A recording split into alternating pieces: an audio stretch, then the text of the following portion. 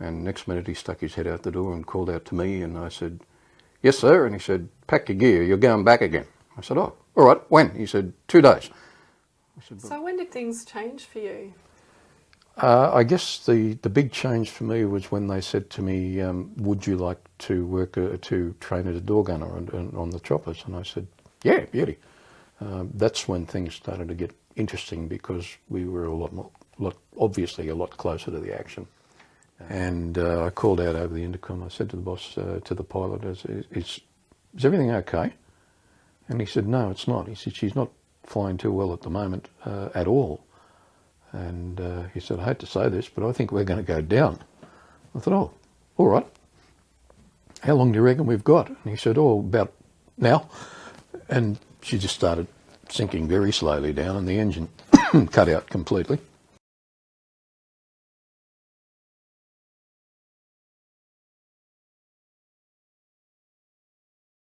Sure. All right. Born in Sydney in 1944. Joined the Air Force in 1968 because I was, Vietnam was just sort of becoming a major issue in round about then. So I joined the Air Force. Having been in the infantry in the Army Reserve, I decided that I would rather join the Air Force than the Army, because in the Air Force you actually slept on a bed with sheets, and that was good. So I did that, and I joined up, and they said to me, "What would you like to be?" And I said, "Well, I'd like to drive trucks." And they said, "No, we don't want any truck drivers." So I said, "All right, well, I've been in the Army Reserve and I'm pretty good at drill instructing." And they said, "Oh, good, we can use drill instructors." So they signed me up. And I did I solemnly swear. And just as I was walking out, they said, "Oh, by the way, we don't have drill instructors in the Air Force anymore. You're going to be an airfield defence guard."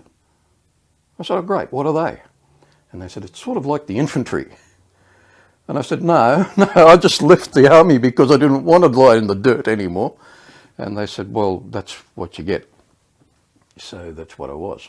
And after I finished my training, I was posted immediately to Vietnam and spent, probably 6 months over there. And because of the experience that I'd had in the Army, they immediately made me a section commander over there, which I didn't really want, because a lot of the guys who had been there before me were actually senior to me. And I felt as if I was a bit of a, pusher in, if you like, but we all seemed to get along pretty well. After about 6 months, they had a system going over there where after 6 months they would ask for volunteers from the airfield defence guards to go on to aircrew training as door gunners on the on the helicopters. So that was good. And they came to me and said, "Do you want to?" And I said, "You bet," because I can remember saying to a mate of mine, years before I joined the Air Force, when we were still in the Army, and he said, "What's your aim in life?" And I said, "Well, my aim in life is to be a door gunner on a helicopter." So I did, and I jumped at the chance, and that was good. So I did the remainder of my first tour in Vietnam as a gunner, came back to Australia, spent about just over 12 months here, and then one day I was posted to Amberley. Yes, I was posted to Amberley after my first tour of Vietnam, and just sort of bummed around for a little while doing things that we did, generally bushwork, exercises, all that sort of training type of thing. Then we were sitting around one day and I heard the phone ring in the boss's office, and he said, "Of course he's fit. All my men are fit." And next minute he stuck his head out the door and called out to me, and I said, "Yes, sir." And he said, "Pack your gear, you're going back again." I said, "Oh, all right, when?" He said, 2 days. I said, "Well, you can't do that to me." So, because normally you had to have about a month's notice. I learned later on that I was actually going back. I was being posted directly to 9 Squadron, which was most unusual, to replace one of the other poor buggers who didn't make it home. So I did that and went over and stayed there with them until the very end. and came out on the last flight out of Vung Tau on the 29th of February 1972. Okay, then I came back, again was posted back to Amberley, had about 3 months leave, which was great, and then I had been recommended for a commission while I was still over there by one of the pilots. So I put my hand up for that, and they said, yeah, we can do that for you. So things were starting to move, and then suddenly I started to get some fairly serious back pain, and they put me into Greenslopes Hospital, and they said, oh, you've got major work here, boy. So I think all in all I was in Greenslopes for about 6 months. This is late 72. I'd had 2 operations and all sorts of weird things on my spine. And when I came back out again, they said, oh, the opportunity for you to get your commission has gone, so you'll just have to sit around a while and wait. This was when Gough Whitlam and the ALP had just won federal government. And they made it very easy for people to get out of the armed services at the time. So I was just a little bit disillusioned, and to be honest, I was drugged up to the eyeballs and didn't have a lot of self-control in those days. So I said, oh, bugger this. And I just pulled the pin and left the Air Force. That was in early 73, probably about March or April of 1973. Bummed around again, driving trucks, doing bits and things that I shouldn't have done for my own health. And since then, I've stayed at home, keeping myself busy, doing things. I'm the secretary of the Airfield Defence Guards Association, and do a fair bit of that. Keeps me fairly busy, and that's my life up until now. And what about the VC or the enemy? What did you know of who you were fighting? That's a very difficult question. We didn't know who we were fighting. I mean, everybody's idea of the VC was that they wore conical straw hats and black pyjamas, but so did 99% of the population. We were told that they would serve you a hamburger in town one day, and then that night they'd come and try and kill you, or throw a grenade in the toilet while you were in there, or something like that. We had some incidents like that, but nothing of any great major problem. It was very difficult for them to get down to the VC, to get down to specifics, because nobody really knew the specifics. We would get daily briefings on what the army was doing and what the enemy was supposedly doing, and so forth, and we just lived our lives. What were your first impressions of Saigon? But, dear God, it's hot. Yeah, it was hot. Again, there were no air bridges in those days, so you came down the steps off the plane, across the tarmac. They would stand you up, tick your names off to make sure you hadn't jumped off somewhere on the way. And then the next thing that they did was to change your money. You had to hand over all your Australian money and be given what they called MPC, which was military payment certificates, which had an equivalent to dollars and so forth. And I remember getting into an argument with the young army guy behind the teller's window, for want of a better word, because he wouldn't change the coins, he'd only change the notes. So I got up him about that, because I had a pocket full of coins, and he kept calling me sir, which was most unusual, because I wasn't a sir. I was just a baggy ass, the same as anybody else. But they could never quite come to grips with the fact that we wore peak caps in the Air Force, and they always associated peak caps with officers, or warrant officers. So, we learned to get used to that, beside which we never wore them for another 12 months anyway, so it didn't really matter. After we'd done that, they sort of mustered us about, and they put us on to trucks and drove us to a place, to one of the messes, to get something to eat for lunch.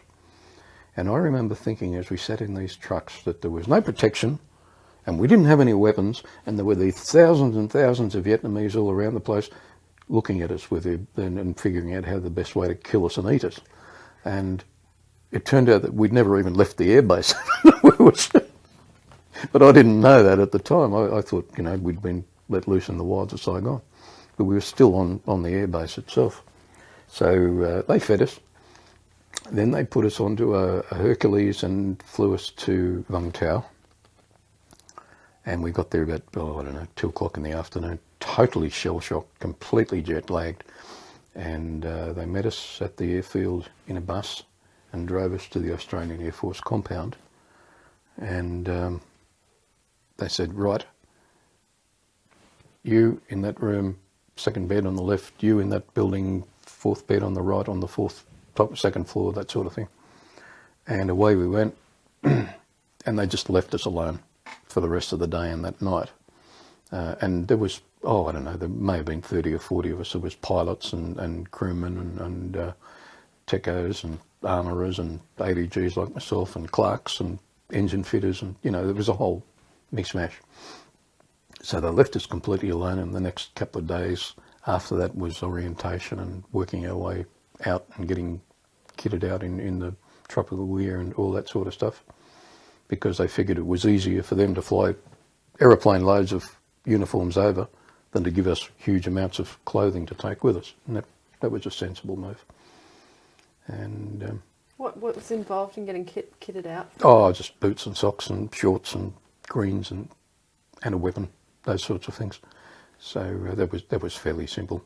I was quite surprised to find local Vietnamese women on the base, and their job was to clean and make the beds and do the ironing and the washing. And this was something totally new, because we didn't have to even pay them. You'd wake up in the morning and they'd shake, get out of bed. What for? I want to wash your sheets, and give us your underpants and your socks while you're there, you know, that sort of stuff. So that was, you got used to that very, very quickly. And the other good thing there was that the building that I was in was directly across the road from the mess hall. So it was just, you know, backwards and forwards any time. And I loved my food. And we did eat well in the Air Force. We ate very, very well compared to the Army. Food was always first class. Can you give me the layout of Vung Tau? The city or the base? Okay, it was a huge place. It was a single runway, and the majority of aircraft on it were United States Army, things like observation planes and things like that. The runway was just huge, and it literally covered the entire point of land. I couldn't tell you right now just what it was in square kilometres or whatever, but it was lots. It had 2 rows of fencing, the barbed wire fencing, and they were concrete posts with about 4 or 5 strands of barbed wire, and then 2 or 3 metres behind that was the same thing again, and then 2 or 3 metres behind that were watchtowers that were manned 24 hours a day, and then behind that were most of the buildings. Now, the majority of buildings there were either living accommodation. There were an incredible number of Americans there, and probably 300 Australians, I guess. Our compound actually was right on the perimeter fencing closest to the city of Vung Tau, at the main gate to the base. So we could look straight out through the windows of our accommodation blocks, through the barbed wire, and see, you know, life as it was going past. And that was pretty good, because I think if we'd been further into the base itself, it would have been a lot different. But, you know, I mean, there was all bitumen roads. There was a lot of technical workshops and accommodation areas. There were hangars for all the different types of aircraft.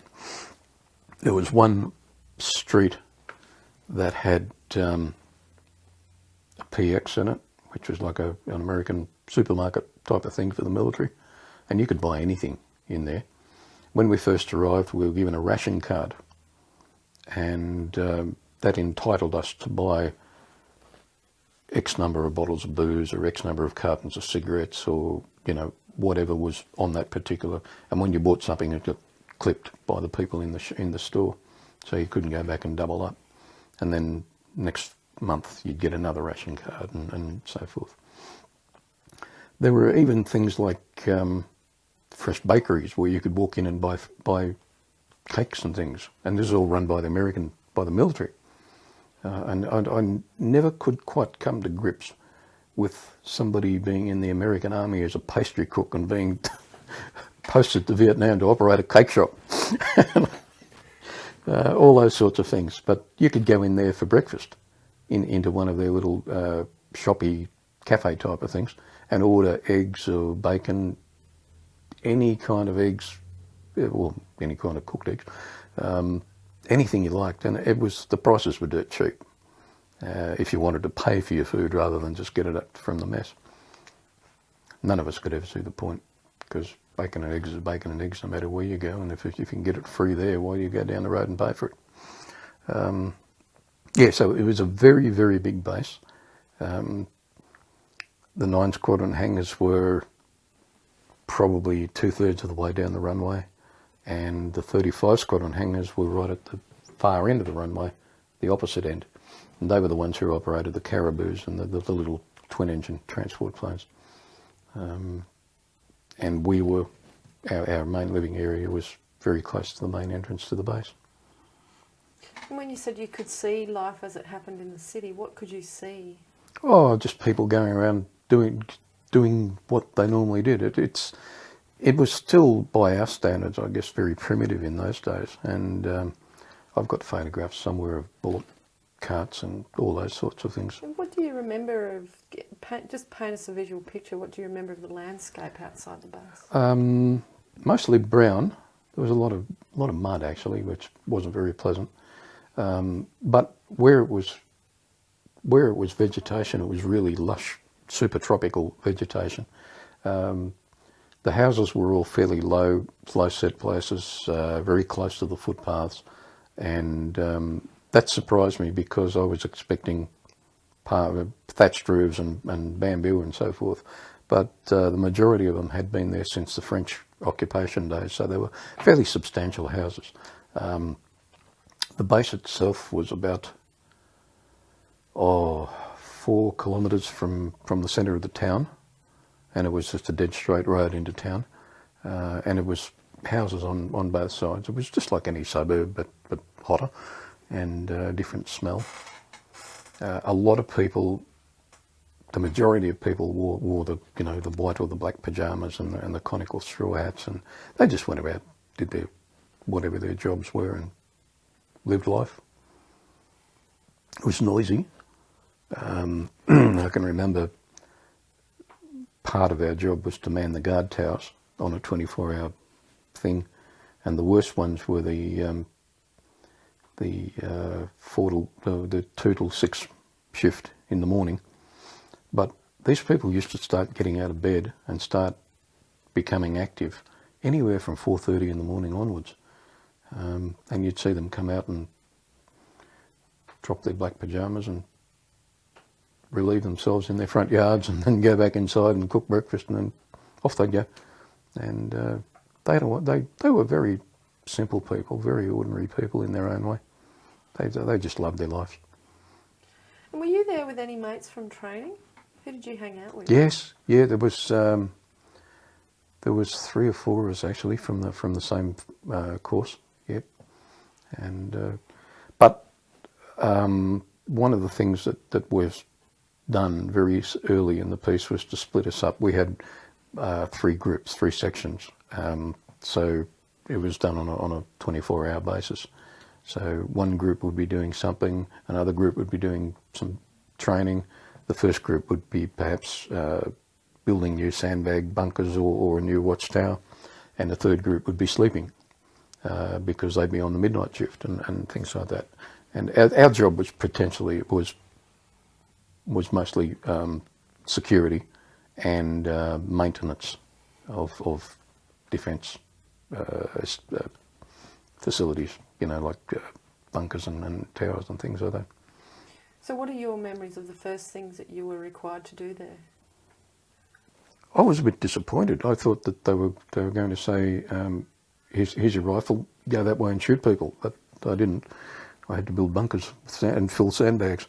And that was pretty much it. You know, once a week we'd go to the range and do weapons firing and so forth. If we weren't doing that, we were manning the watchtowers, the guard towers, and if we weren't doing that, we were sleeping, and if we weren't doing that, we were filling sandbags and repairing or rebuilding or building new ones. So that was pretty much it. We didn't get to do any real warlike stuff for probably 3 or 4 months. And then they decided that they would get us to go up to Nui Dat, which was the main army base, and we would do some night ambushes and patrols out of Nui Dat. And that was good, but that's when we started to feel as if we were actually doing something worthwhile. Back in Vung Tau, can you tell us a little bit about what would happen for fun? I mean, were there bars around? Oh yeah. There were bars. Strangely enough, they were very heavily regulated by the Americans as to where they could have their bars and their brothels and so forth. So just outside of the main gate, there was this huge square, if you want to call it that. It was just basically gravel and asphalt, but that's where all the taxis and the we called them Lambros. They were little three-wheel Lambrettas, and you could fit probably 3 people in the back. Sorry, 4 people in the back, 2 on each side, and the little Vietnamese guys and drive down the road, just like that advertisement you see with Pierce Brosnan in it. And normally every night, if you had leave, there was a truck would take us into town to avoid the local traffic, or transport if we could. There was a place right in the centre of the town called the Flags, and there was huge billboard type of thing, and the flags of all the countries participating in the Vietnam War were painted on this thing, and that was the central point where everybody went to either be picked up or dropped off. From there you just fanned out, because of this, like any Asian city, the little streets go everywhere. There was a place called the Street of Bars, and it was literally wall to wall, shoulder to shoulder bars on both sides of the road, and you could iron yourself out very, very quickly just by having half a drink in each one. There was so many of them. And there were lots of girls, and they had a job to do, and they tried to do it. But most of the Australians that I knew really sort of steered clear of them, because it was so commercial that there was no fun in it. They'd come and sit with you and have a lot of fun if you were in a group of guys having a drink, but they very rarely stayed very long once they knew that you were Australian, because Australians just wouldn't spend the money that the Yanks did. So yeah, I mean there were bars all over the place. How did the Aussies and the Yanks get on? Oh, pretty well.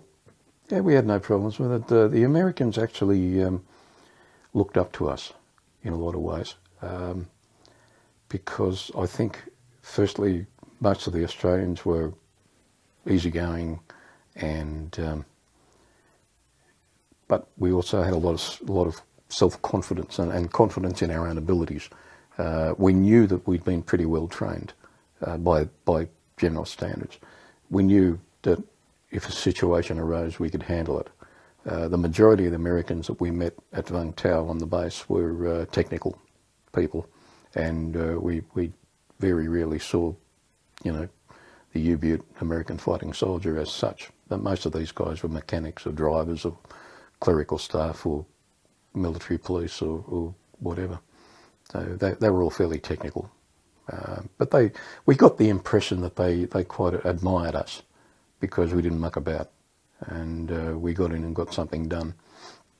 I remember a huge argument I had with a big American truck driver one day. They had these wonderful trucks, and I just had to have one, and I was sent down to the airfield one day because we had to pick up some stuff, and I can't even remember what it was. All I know it weighed about 3 or 4 tons, and the guy they sent an American around in one of their big, what they call deuce and a halves, 2.5 ton, just huge things.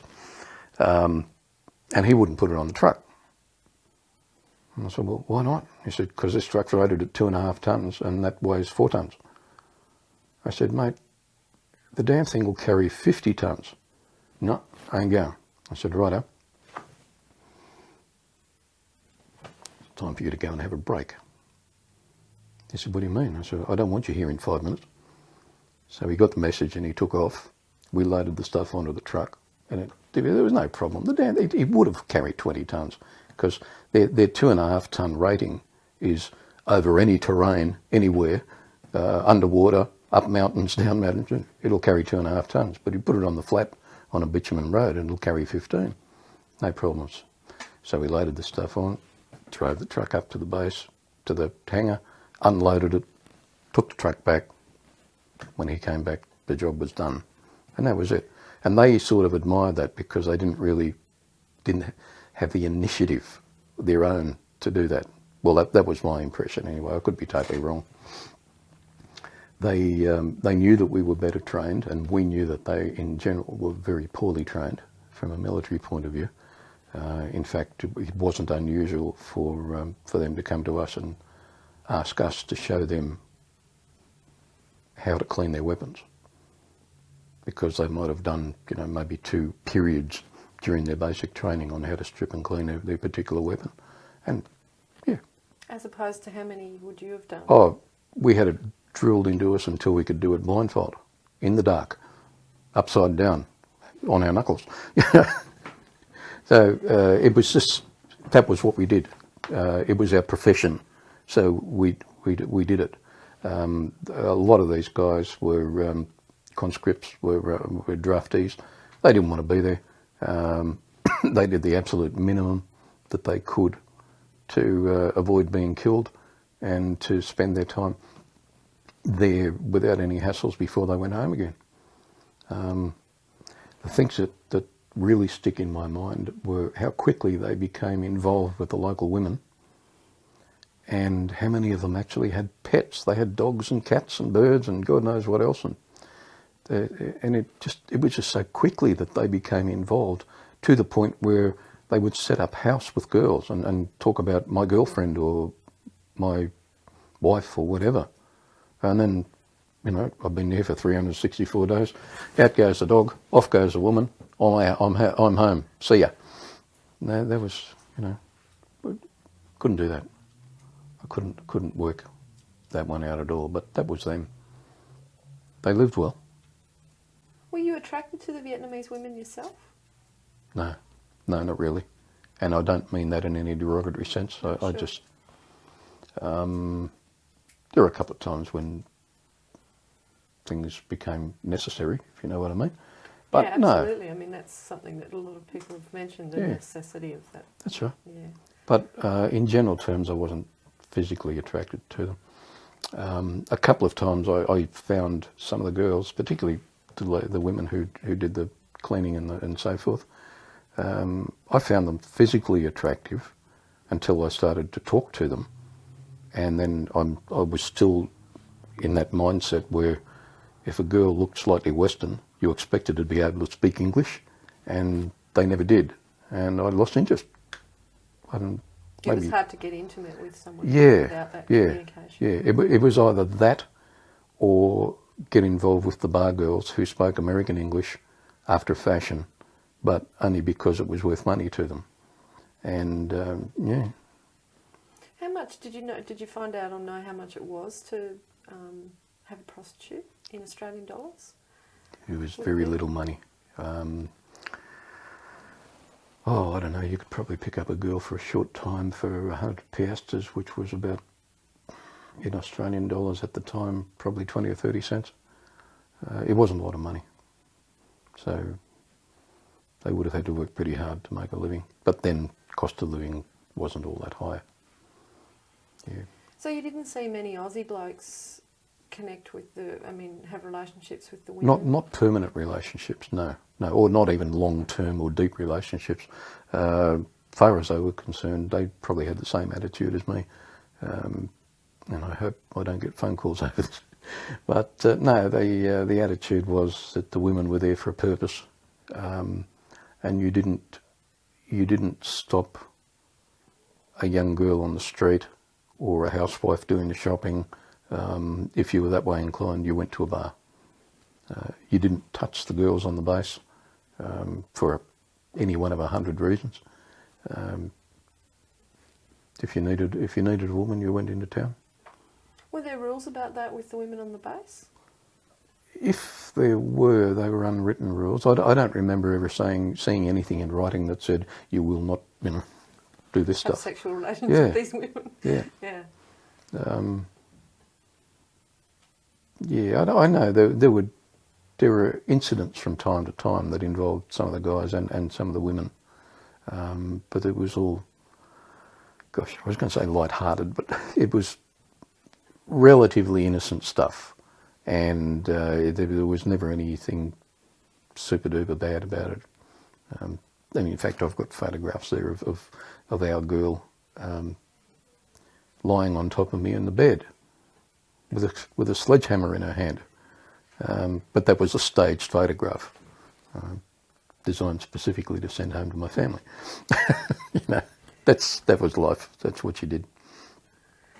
So in those first few months when you said you didn't really do any sort of war type activities, what were the most challenging experiences in those first few months, do you think? Staying awake was one. It was very intense because of the heat and the fact that they insisted on serving us 3 full-size, man-sized meals every day. We actually all put on weight, and because we worked on a 24-hour rotational thing, you never really knew what time it was. You'd wake up in the twilight and you'd look at your watch and think it's 4 o'clock. Is it 4 o'clock in the morning or 4 o'clock in the afternoon? And you'd have to ask somebody what part of the day you were in. That was the hardest part. I think I mentioned to you that because of my earlier experience that they made me a section leader basically as soon as I got there. And that was hard. That was very hard for me because to all intents and purposes I'd just finished basic training. And I was put in charge of 10 men who'd either been in country for anything up to 10 or 11 months or who'd been trained a good year or so before me. So I had to sort of worry about the impression I was making on them and make sure that they did the job. And at the same time, I was the same rank as them. And it was quite difficult for the first month or two, but then after that we just slipped into a pattern. It was great. But the hardest part to me was staying awake because it was very stressful and the heat didn't help. And when you're by yourself, you can manage, but when you've got 10 other people and you're responsible for them, it's another issue altogether because you're living 10 lives. And that does suck it out of you. It's a big thing. So that was one of the things that I found most difficult. Being away from home wasn't a problem. It didn't concern me in the slightest. I wasn't happy to be away, but I was quite comfortable with not being at home. Counting off the days on the calendar that we all got, that was a plus. But not in the early days because there were a lot of blank spaces on that calendar. So, all in all, it was just get up in the morning or get up at night, do your job, and then when you're finished, go back to bed again. When you say it was very stressful, what was stressful about it? I think my biggest problem from a stress point of view was making sure that I did the right thing by the other guys and didn't get them or me into trouble, particularly me. I was most important. It was very important to me not to get myself into trouble. So to do that, I had to make sure that the other guys did the right thing. And again, it's a hard thing to do when you're relatively the new guy on the block and you're the same rank as they are. And in some cases, you're junior rank. But that's one of the things about the military, I guess. They give you a job and they expect you to do it, and they don't give you a job unless they think you can do it. So I did it, one way or another. How did you deal with that situation of sort of having guys who'd been there a long time being under your command? Once I realised that it wasn't a problem to them, I managed.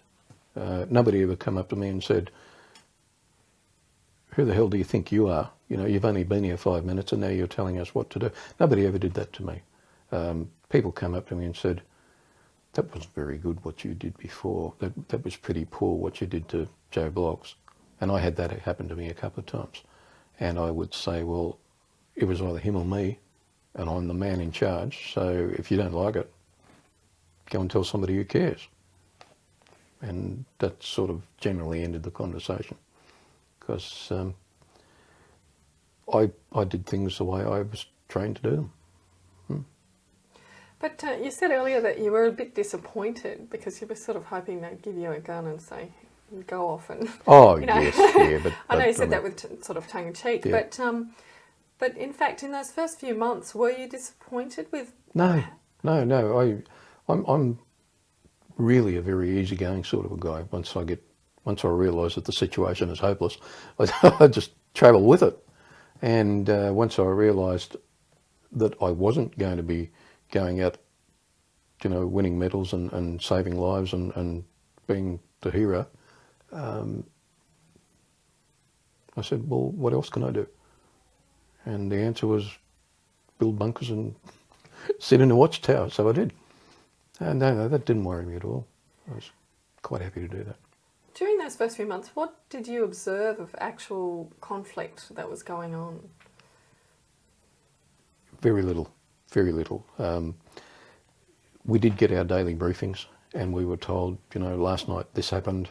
Our guys are going to be doing this today. You guys, the bad guys are going to be, hopefully, will be doing this today, and this is what's going to happen, or this is what we hope will happen. And that was our contact with combat for a couple of months.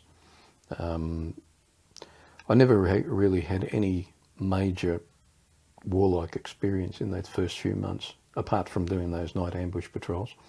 Can you tell us a little bit more about those? Sure, they were fun. They were good. What they would do, we would fly up to Nui Dat by chopper in the afternoon, and then the army commander in the area, for the area that we were going to be working in, would brief us on what our job for that night would be. The army commander would brief us on what he expected us to do that particular night, and we'd get maps and we'd get radio codes and all the other bits and pieces. And then they'd take us out, usually by truck, to a drop-off point, and then we would go to where we were told to go and set up a night ambush position, go to sleep, and then in the morning go back, do a fairly lengthy foot patrol, and then come back to a pickup point. They'd pick us up by truck, take us back into Nui Dat.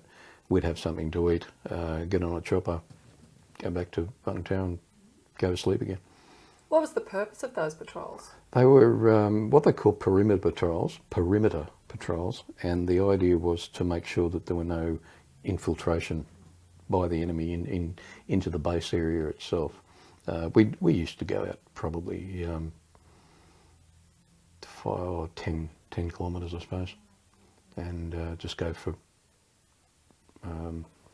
we would patrol the area to make sure that it was clear during the daytime, and then just after dark we'd find a place, usually a pre-arranged spot, and we'd hole up there for the night and set up an ambush position just in case somebody tried to sneak through during the night.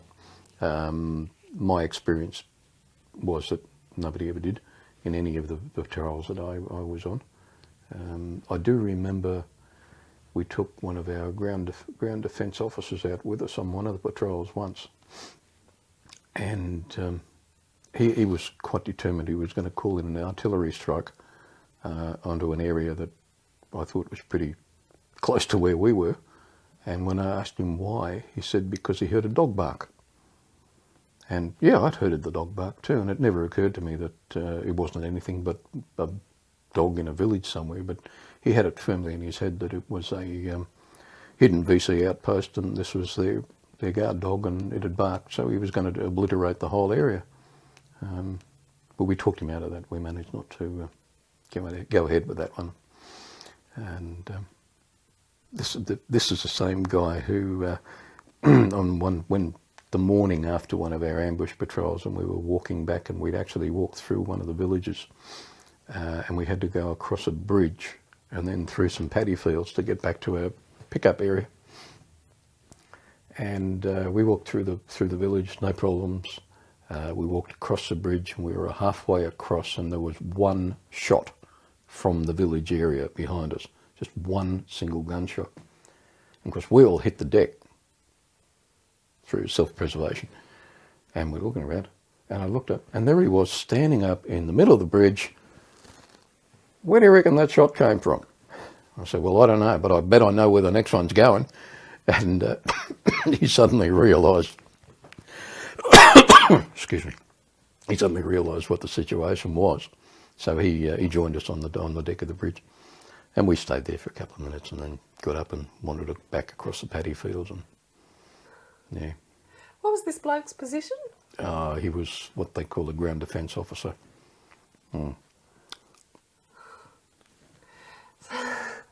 That must have struck you as odd behaviour, given your training. Yes, yeah, it was. It was just strange, but we made allowances for officers in those days. So you did obviously have the occasional shot fired or something. Oh, like that was the only experience I had on the experience? ground. So how was, if that was your first experience of sort of potentially being fired upon, how did you react in that situation? Just instinctively, down on the deck, and the training that they put us through went back to the 1940s, and it must have worked because they didn't change it. But the idea was you hit the deck and crawl somewhere else real quick. Don't stay in that spot. Get somewhere else, and then have a look around and see what you can see. And that's basically what we did. And we all did it, and I was quite pleasantly surprised that everybody had actually done it. So that was a good thing. That made me feel good. And what about your anxiety or tension? How did you... No. I thought, that was a shot. It came from over there. That was a village we just went through. It was only one shot, and if it had been meant for any of us, we would have known about it. Those are the sorts of thoughts that go through your mind. And I'm not making myself out to be anything special, but that's the sort of thing that you go through, and you go through, bang, and you have that thought, and then you relax. So after a couple of minutes, when there were no more shots, we stood up. And there were no more shots, so we larruped off through the paddies and got back on the truck.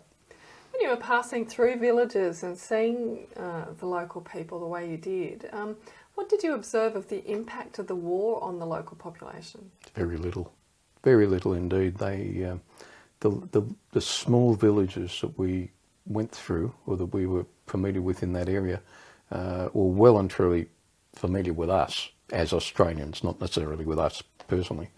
They knew that patrols came through there from time to time. They probably ignored us more than anything else, because I can remember several times stopping people working in the paddy fields and looking at their ID cards, and they just hold them up, get back to what they were doing. Didn't worry them during the day. So when did things change for you? I guess the big change for me was when they said to me, would you like to work to train as a door gunner on the choppers? And I said, yeah, beauty. That's when things started to get interesting, because we were obviously a lot closer to the action, simply because of that work. Our role as defence guards at Vung Tau was very close to being static, but The helicopters were a much more dynamic force. Had you done any specific training though in relation to the Air Defence Guard? I think you mentioned demolition training Oh yes, and so yeah, forth. yeah. Can you describe any of that specific training that you did for that job? Not really. It was a long time ago. But we were taught the different types of explosives, you know, the high explosives and plastic explosives. We were taught how to set explosives for different types of structures.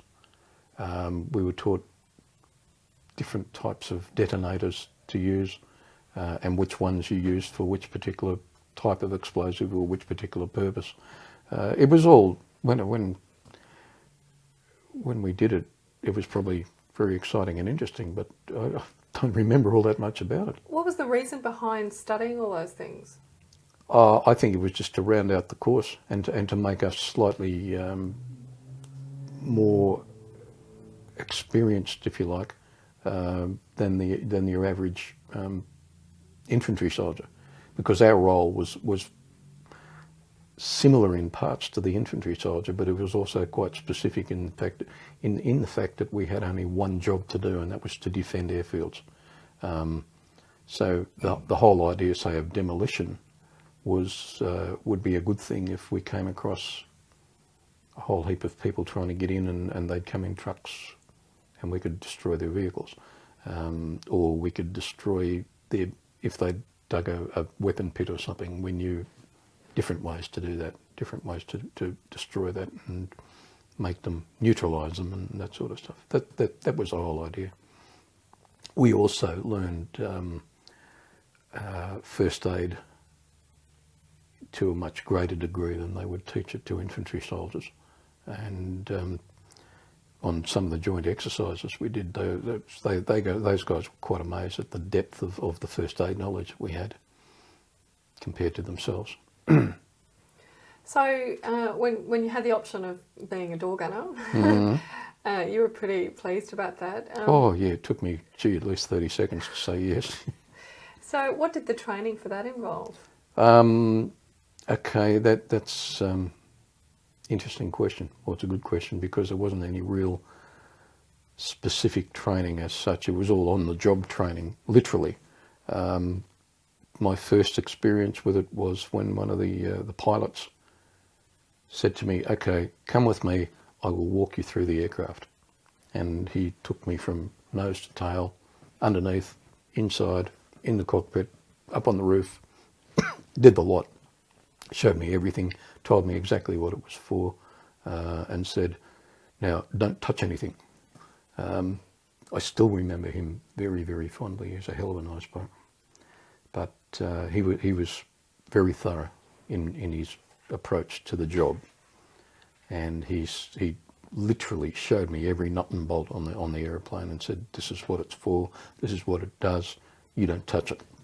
I said, "Fine, okay." What sort of aircraft? This is a Iroquois UH-1.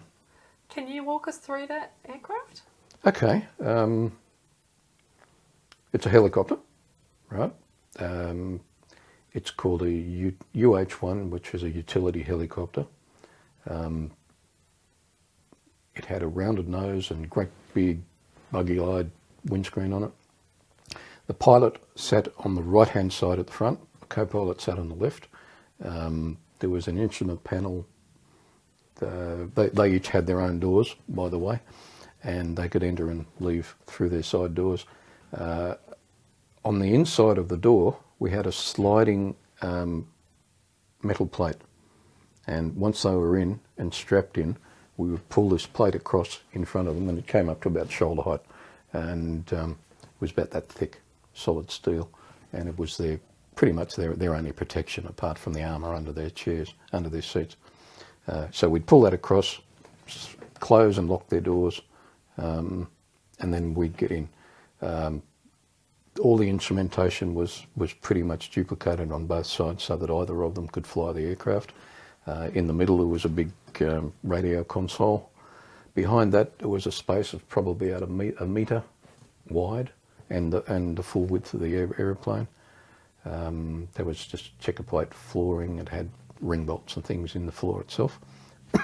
Then there were collapsible canvas seats or nylon seats across the engine, the front of the engine bay at the back of that open space, and then down each side of the engine bay there was room for one person to sit either side, and the crewman sat on one side and the door gunner sat on the other, and we each had a in the what we called the slicks, which were the cargo aircraft, cargo choppers, we had a M60 machine gun mounted on a swivel on either side, and we wore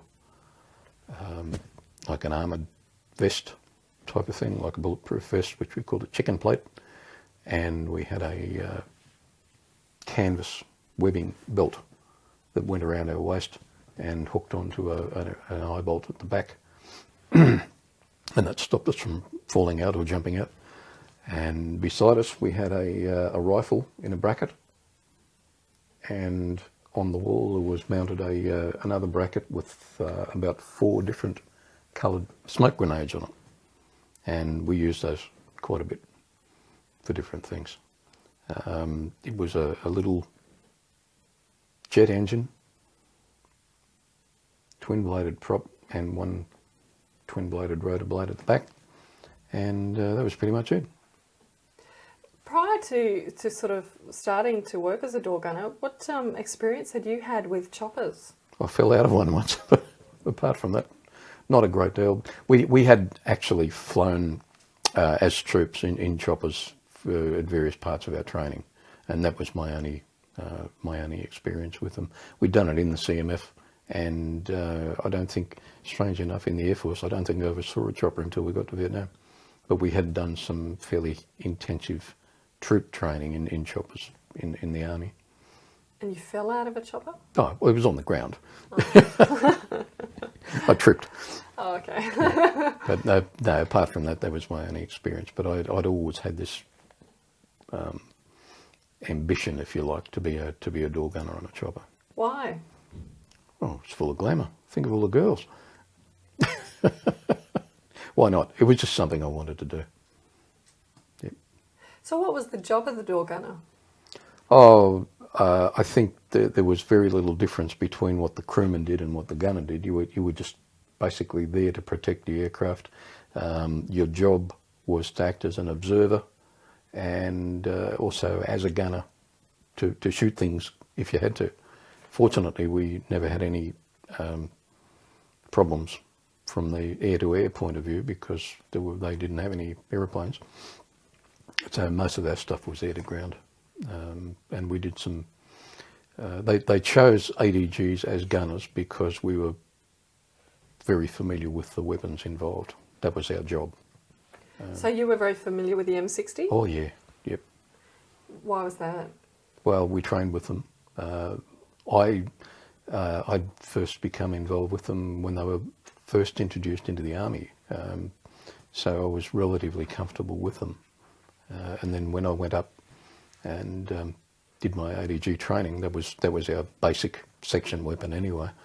And then the M60 was mounted on the choppers. So that was why they chose us to be gunners, because we knew the weapons. We were comfortable with them and familiar with them. So can you tell us about your first operation that you went on? Do you remember? I don't remember. It was probably just something as simple as flying up to Nui Dat. The first 6 weeks or so of any new gunner's life was to simply shadow the gunner on board. So we actually had a crew of 5 when you carried a trainee gunner, and you didn't do anything. You just sat with this other guy and sort of soaked it up, and you were told different situations and what to do if this happened. You learned a lot about being part of a crew, and you learned the different techniques and tactics and so forth. And then one day they said, okay, you're ready to go. So you join a crew as the gunner instead of the trainee. That was good. So that was the on-the-job training, Yep. observing, yeah. Yep. How did you find that? Oh, it was just another part of life to me. Training was training. You never stop training for something when you're in the services, and this was just another aspect of training as far as I was concerned. I got to wear a flying suit and boots with zippers up the sides, and that was, you know, that was pretty cool. And I got to do a lot of flying. Well, a lot of travelling in helicopters, yeah.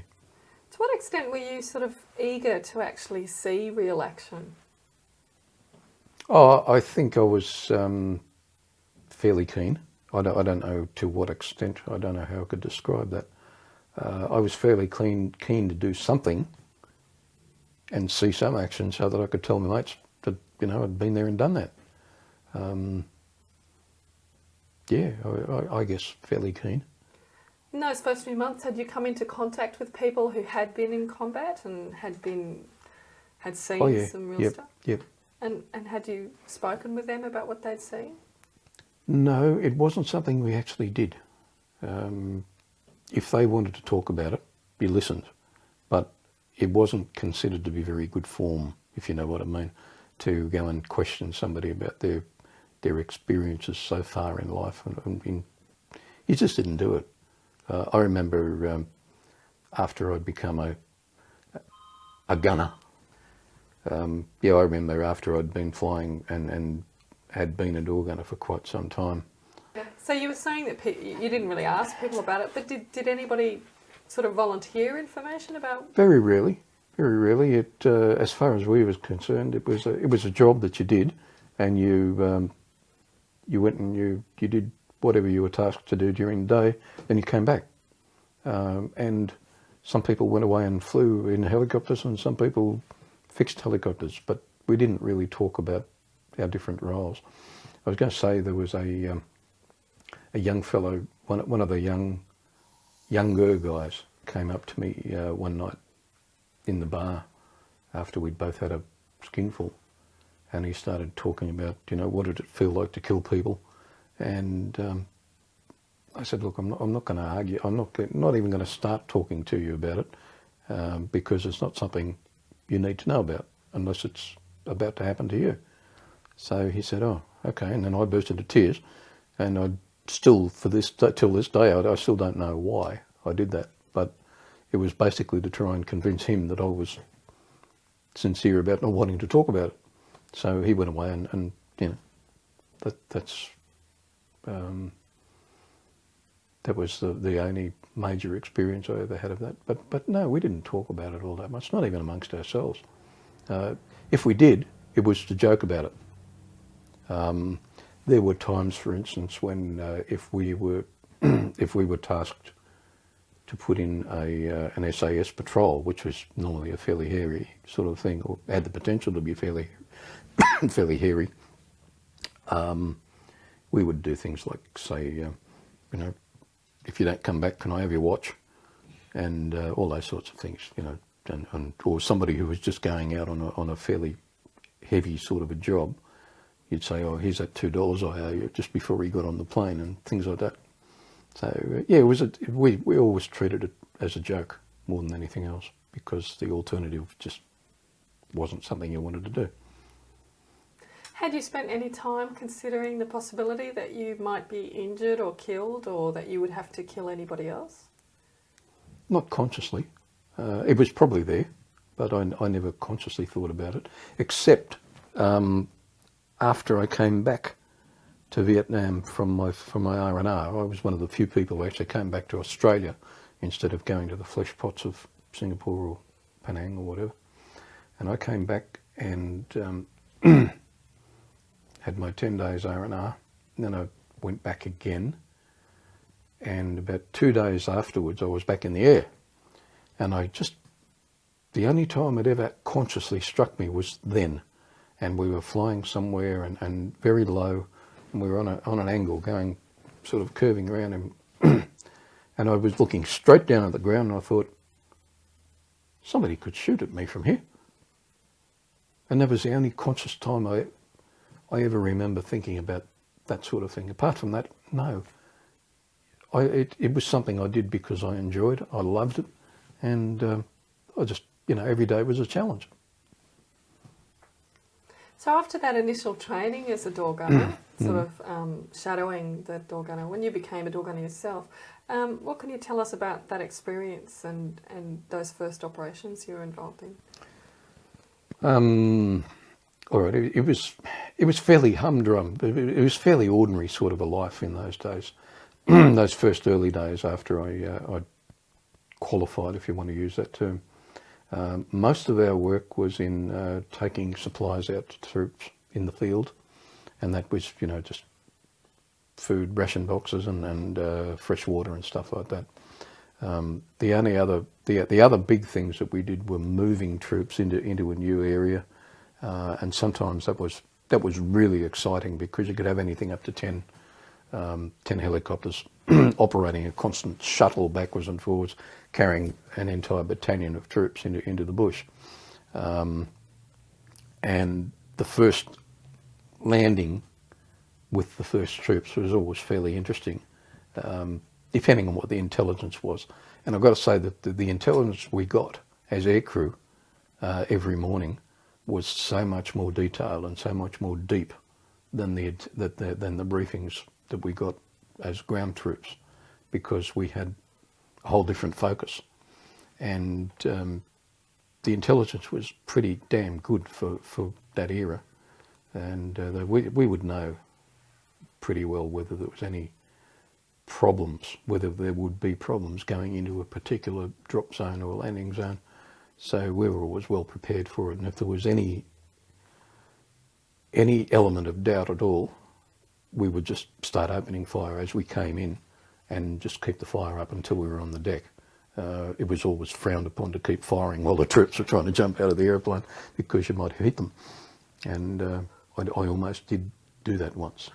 That stayed with me for a very long time. But, can you tell us about that? Oh yeah, it was what we call a hot extraction, where we had to pull out an SAS patrol out of a fairly unpleasant situation. We'd only just put them in probably half an hour before, and they ran into a group of people that they didn't want to meet, and they got chased back. We had a situation where you always picked a landing zone to put them in and an alternate landing zone if you couldn't put them in there. And we also had an emergency pickup zone if we had to go in a hurry to get them out. So there was anything up to 4 different places that you could go. So this crowd got on the deck and went into the bush, and as I said, they got themselves into trouble. They headed for the emergency pickup zone, and we knew straight away because they had what they call a beeper. And as soon as they activated that, we got it through our radio sets on the helicopter, and you just follow the signal back to where they are.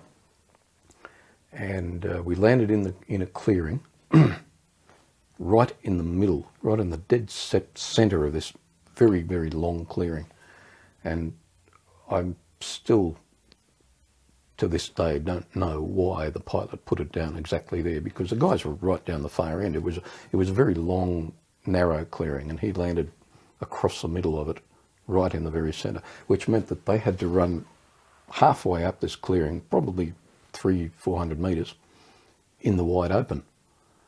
And I'm sitting there facing the enemy and watching these guys come running towards me, the SAS guys, and they were in a heck of a hurry. And next minute I started seeing little puffs of smoke coming out of the tree line. And I said over the intercom to the pilot that we were taking fire. And I got no response. So I said again, hey, we're taking fire here. And there was still no response.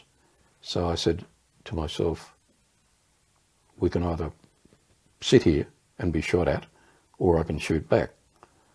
Normally, we weren't allowed to fire on our own bat. So I figured I told him twice and I got no response. So I thought, third time, instead of saying we're taking fire, I said, I'm opening fire on the left. And I started shooting, and next minute, one of the SAS guys, he was, from you to me away, and he made this tremendous dive to his left, because I just hadn't seen him. And I'm going bang, bang, bang, and this guy's thinking, damn, if they don't get me, this bloke will. And he took a dive to his left and then sort of leapt up and got in, and then we took off. And we got them all in, we got them all out safely enough, and that stayed with me for years and years and years. I just couldn't think, I couldn't believe that I had been so stupid as to do something like that. And if he ever sees this, he'll probably come and hit me. But at the time, he was more anxious to get out of the joint than do anything else. But I got into a bit of strife when we got back, actually, for opening fire without permission. But I explained to him that I'd tried to tell him 2 or 3 times that we were taking fire, and he'd ignored me, and I wasn't just going to sit there. And he said, oh, fair enough. He said, are you absolutely certain we were taking fire? And I said, yes, I saw the flashes, I saw the smoke, and I said, here's a bullet. And I showed him on the side of the, just about that far away, in the side of the door, which was a slide back door. I said, yeah, there's one of them there as well. And he said, oh, okay. And that was it. But he was a bit dirty on me in the first instance for opening fire without approval. So, yeah, that wasn't a good one. I didn't like that bit. And the bloke that you nearly accidentally fired at, did he say anything to you? Not a word. Not a word. He was, I mean, those guys are professional soldiers. They're used to that sort of thing. And I figure if he hadn't been a professional and a very, very highly trained one, he wouldn't have dived off anyway. He would have just kept on coming. But he knew exactly what he had to do, and he did it. And then he got on, and he accepted that was part of the deal. Like I said, he was more interested in getting out than he was in having a shot at me for anything that I might have done wrong. So as a door gunner, you said your job was mainly to take in supplies and also to move troops around. How would a day begin for you? Oh, okay. We'd usually be woken up by the guy who was designated as duty crewman. We had a duty pilot and a duty crewman each day. The duty crewman would come around and wake you up, usually about 4:30 in the morning, and he would stand well clear and pull your foot or your big toe or something, just because a lot of us woke up very quickly. And then you'd go and you'd have an early breakfast, you'd shower, you'd shave, you'd do all the things that you normally do. Then we'd drive down to the flight lines. We'd get our briefing for the day, which was usually about 6-ish. We had a roster that laid out exactly a week ahead, exactly which aircraft you were flying with and who and what the job was. Each chopper in the squadron that was operational was designated a different number depending on the task. Like, for instance, we had 01 through to 08, and 01 had a specific task which was, I can't remember, quite honestly. I can't remember what 01 was. 02 was always the SAS insertion or extraction aircraft. So if you got 02, that was what you did, and you basically didn't do anything else all day but sit around and wait for a patrol to be inserted or extracted. 03 was the command and control aircraft, so if ever there was an operation on, that's where the big knobs hung out. And then, there was just different things. 04 and 5 were general duty stuff for delivering supplies or troops. 06 was always set aside for the Australian military commander. That was his aircraft. And 7 was the standby, and 8 was the 4-hour standby sort of thing. So you just worked your way through the roster until you got to the end of the week, and then you started again. After, I think you got a day off sometime, and then you started the roster again. So you always knew which one, what your job was going to be for the day. And after the briefing, you'd go in to the armoury, pick up your guns, take them out, load them on, fit them, load your ammunition belts. Pilots would come out, do their pre-flights, and then usually you'd just take off in a gaggle and head up, and we would fly up to Nui Dat and land on the field there, and then wait for our jobs, whatever we were tasked to do that day. And you said that the briefings were fairly extensive. Yeah. So who would brief you? We were usually briefed by Army intelligence people, Australian Army intelligence, very rarely by Americans. But every morning we got this very intense briefing by Australian Army intelligence officers who seemed to know exactly what they were talking about. And most times I was right. In general terms, it was exactly the same format. Our troops are here, our troops are there, the enemy was seen here last night, our troops engaged the enemy at this place, and we believe that they were this particular unit, and we believe that so many people were killed, and we believe that X number were wounded or were dragged away to die somewhere else, and that sort of thing. But it was in much greater detail, to the point where they could tell us the unit designations of the enemy groups, and in some cases who was in charge, the names of the people involved, and whether they were Viet Cong or North Vietnamese Army, all those sorts of things. It was really very, very comprehensive briefings for the time. Can you tell us from the very beginning of that day or that experience what happened? Yeah, it's not as dramatic as it sounds. We were flying, I think we were flying command and control, which was 03 at the time, because the squadron commander was the pilot, and normally that didn't happen unless we had some major activity going on. So I'm pretty sure that we were flying in the command and control ship on that day. And after whatever it was, apart from that, it was just a fairly normal day. And he had to stay up at Nui Dat for a commander's conference that night. So he said, "You guys go back. I'll stay here overnight, and I'll pick you up again tomorrow morning when you fly back up for the next day's work." So our co-pilot, who was relatively new, which is not to say that he wasn't a good pilot, he was just new to Vietnam, and he stayed in the left-hand seat, which is, again, it's quite unusual because the command pilot usually flies in the right-hand seat. And we took off, about 4 o'clock in the afternoon to head back down to Vung Tau, which is about 20 minutes, half an hour flight. And we had on probably about 4 or 5 soldiers, Australian soldiers, who were coming down to Vung Tau for some leave. And we also had the steak, trays and trays of steak. I can't for the life of me remember where it came from. It certainly wasn't from the Australian Army. But we had about half a dozen trays of beautiful rump steak on board because we were having a squadron barbecue that night. And so it all went on and was all covered in cloths and things.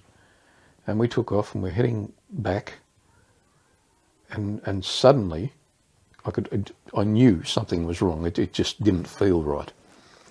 And I called out over the intercom. I said to the boss, to the pilot, is everything okay? And he said, "No, it's not." He said, "She's not flying too well at the moment at all." And he said, "I hate to say this, but I think we're going to go down." I thought, "Oh, all right. How long do you reckon we've got?" And he said, "Oh, about now." And she just started sinking very slowly down, and the engine cut out completely. And he said, "You better let those blokes in the back know what's going on," because obviously they couldn't hear anything. There's a lot of noise, and we were on intercom and they weren't. And by the time I'd said to the fellow closest to me, "Hang on, we're going to hit the deck," we'd hit the deck. And it was all that fast. That's how very quickly it happened. We actually went down in the mud in the middle of the bay to the northwest of Vung Tau, and the tide was out, so we went and hit the mud, and it was very hairy for a moment. Fortunately, we were flying in company with another helicopter, because you very rarely flew single mission. So they sort of came over and had a look, and we figured that, you know, we had to get everybody out, and we had to get it onto dry land fairly quickly before the tide came in or before the thing sank into the mud. So I said, or we all sort of had a bit of a conference about it, and we agreed that if we tried to winch everybody out, we were going to cut them to pieces, because they would have had to come up through the main rotor, and that was fairly dangerous, because those things are pretty heavy. And the only way, obviously, that anybody could be winched out was by the other helicopter hovering over the top of us. So our main rotors were going up and down and up and down. And the crewman and I climbed up onto the roof and tried to figure out a way out of this. And we figured that the only way would be to grab hold of the rotor and hold it steady while each of the other guys was lifted out. So he said, well, you know, you can't just hang on to that rotor, because it'll throw you around all over the place. You'll just get bucked off. And we couldn't climb out on the tail boom because it's 600-700 degrees centigrade out there. So he climbed back down, and he got some of the webbing seatbelts that we used, and he brought them back up, and we made a harness. And the idea was that we were going to throw these things up over the rotor blade, catch it at the other end, pull them down, click them together as you do with seatbelts, and hold it steady while all the other guys were winched out. So he said, you climb up on the shoulders and grab hold of the blade and wrap your arms around it, and your weight will pull it down. And I said, yeah, that's a sensible thing. So I did that, and while he was down, as soon as I got my feet onto the actual roof of the helicopter, he ducked down to get some more seatbelts. And I'm standing there, and the other helicopter was directly above us. And of course the downdraft is pretty exciting. And this rotor blade's going up and down and up and down, and I'm hanging on, and I'm thinking, oops, this is going to hurt in a minute. And I looked around, and on the roof there's a whole heap of different types of radio antennas and things. And one of them is a U-shaped one. I thought, perfect. And I hooked my feet in underneath that, which was one of the first things I'd ever been told not to touch. And so here I was, and I've got my arms wrapped around this thing at the top like that, and I've got my feet hooked, anchored at the bottom through this FM radio antenna. And the rotor's still going up and down and up and down. Of course, I'm going up, stretching in the middle, and I'm thinking, this isn't fun. You know, I've had fun, and this isn't it. So we finally got everybody out, and then they got the pilots off, and there was only the crewman and I left. And I said, well, now that we've got it locked in and tied down, we'll get off as well. So they winched us out one after the other, and the only thing we didn't save was the stake. And we were in deep trouble by the time we got back to the base. But it was all very exciting and so forth. And the local, or one of the medical officer there came down to the flight line, and he said, you guys okay? And we said, yeah, fine. He said, no problems, no aches or pains, no. And that was good. So they got some steak from somewhere, and we had the squadron barbecue that night. And next morning, when they came to wake me, I couldn't get out of bed. I literally couldn't move. And I went down to see the doctor, and it was a senior medical officer there. And he said, but you said you were okay yesterday. I said, yes, I was yesterday, but this morning I'm feeling a bit of pain.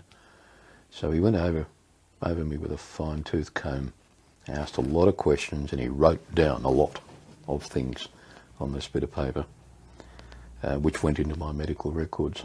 And it turned out that somehow, while I was being concertinaed up and down, I'd what's the word I'm looking for? Not ruptured a disc, but I'd what's the word I'm looking for? Slipped. Yeah, Slipped, yeah, that's as good as anything. Yeah, I'd basically slipped a disc right down in the lower part of my back. So we didn't know this at the time, but fortunately he'd written down a whole heap of stuff. And he just told me to take a couple of days off and stay in bed and take Panadol and so forth, which I did. And it was fine. It was okay after that. So that was my exciting time. I was still cranky about about losing the stake, but that's how it goes. In the moments as you were coming down, what can you recall? What sort of memory do you have of how everybody reacted to that situation as soon as it hit the ground? Oh, interesting question. It happened very, very fast. And by the time, as I said, by the time I told the guy next to me to tell everybody else to hold on, we were already down. And I'd sort of instinctively unbuckled my seatbelt and got out, and the first thing that we always did when we landed was open the pilot's door and slide back that armoured plate protective thing. And I had done that just without even thinking. And I'm sort of staggering along the skids there, trying not to fall in the mud. And I'd got the door open and pushed the thing back. And he and the crewman were just sitting there, just not moving, just sitting there. And I'm thinking to myself, come on, you fools, we've crashed, we've fallen onto the ground. And it wasn't until a long time later that I realised they must have been talking to each other on the intercom. And it just didn't occur to me. I had thought to myself, gosh, in a situation like that, you move fast, you do stuff. And I did stuff without even bothering to think that maybe they were trying to work out what to do. So that was pretty unfair of me at the time, but later on I worked out what the problem was. And yeah, that's where we went. But there was no fear. I think we all knew helicopters well enough to know that in most cases you can get them down without doing too much damage, and that's what happened in this case. We got it down, or he got it down, and it was good stuff. He was good flying. He got it down okay. We got out of it. We didn't save the stake, but we did save the guys. Yeah. What was the pilot like as a person? Oh, reasonable enough. He was as nice as 99% of them, 99.9% of them. They were all fairly good guys. So they were all about our age, young, mostly intelligent, bloody good pilots, which you have to be. They used to say that you had to be slightly dyslexic to be a helicopter pilot, and they were all, very, very dyslexic because I never met a bad pilot, never knew one. They were all outstanding, very good guys. But imagine there would have been some that were more experienced in combat situations than others? Probably so. Yeah. Probably, yeah. Because they would do their basic flight training, and then they'd go to 5 Squadron in Canberra, which was the helicopter training flight, and they do their conversions and so forth there. And then, depending on the time frame, they would then be posted over to Vietnam, because that was the only place where you went unless you went to search and rescue or something like that.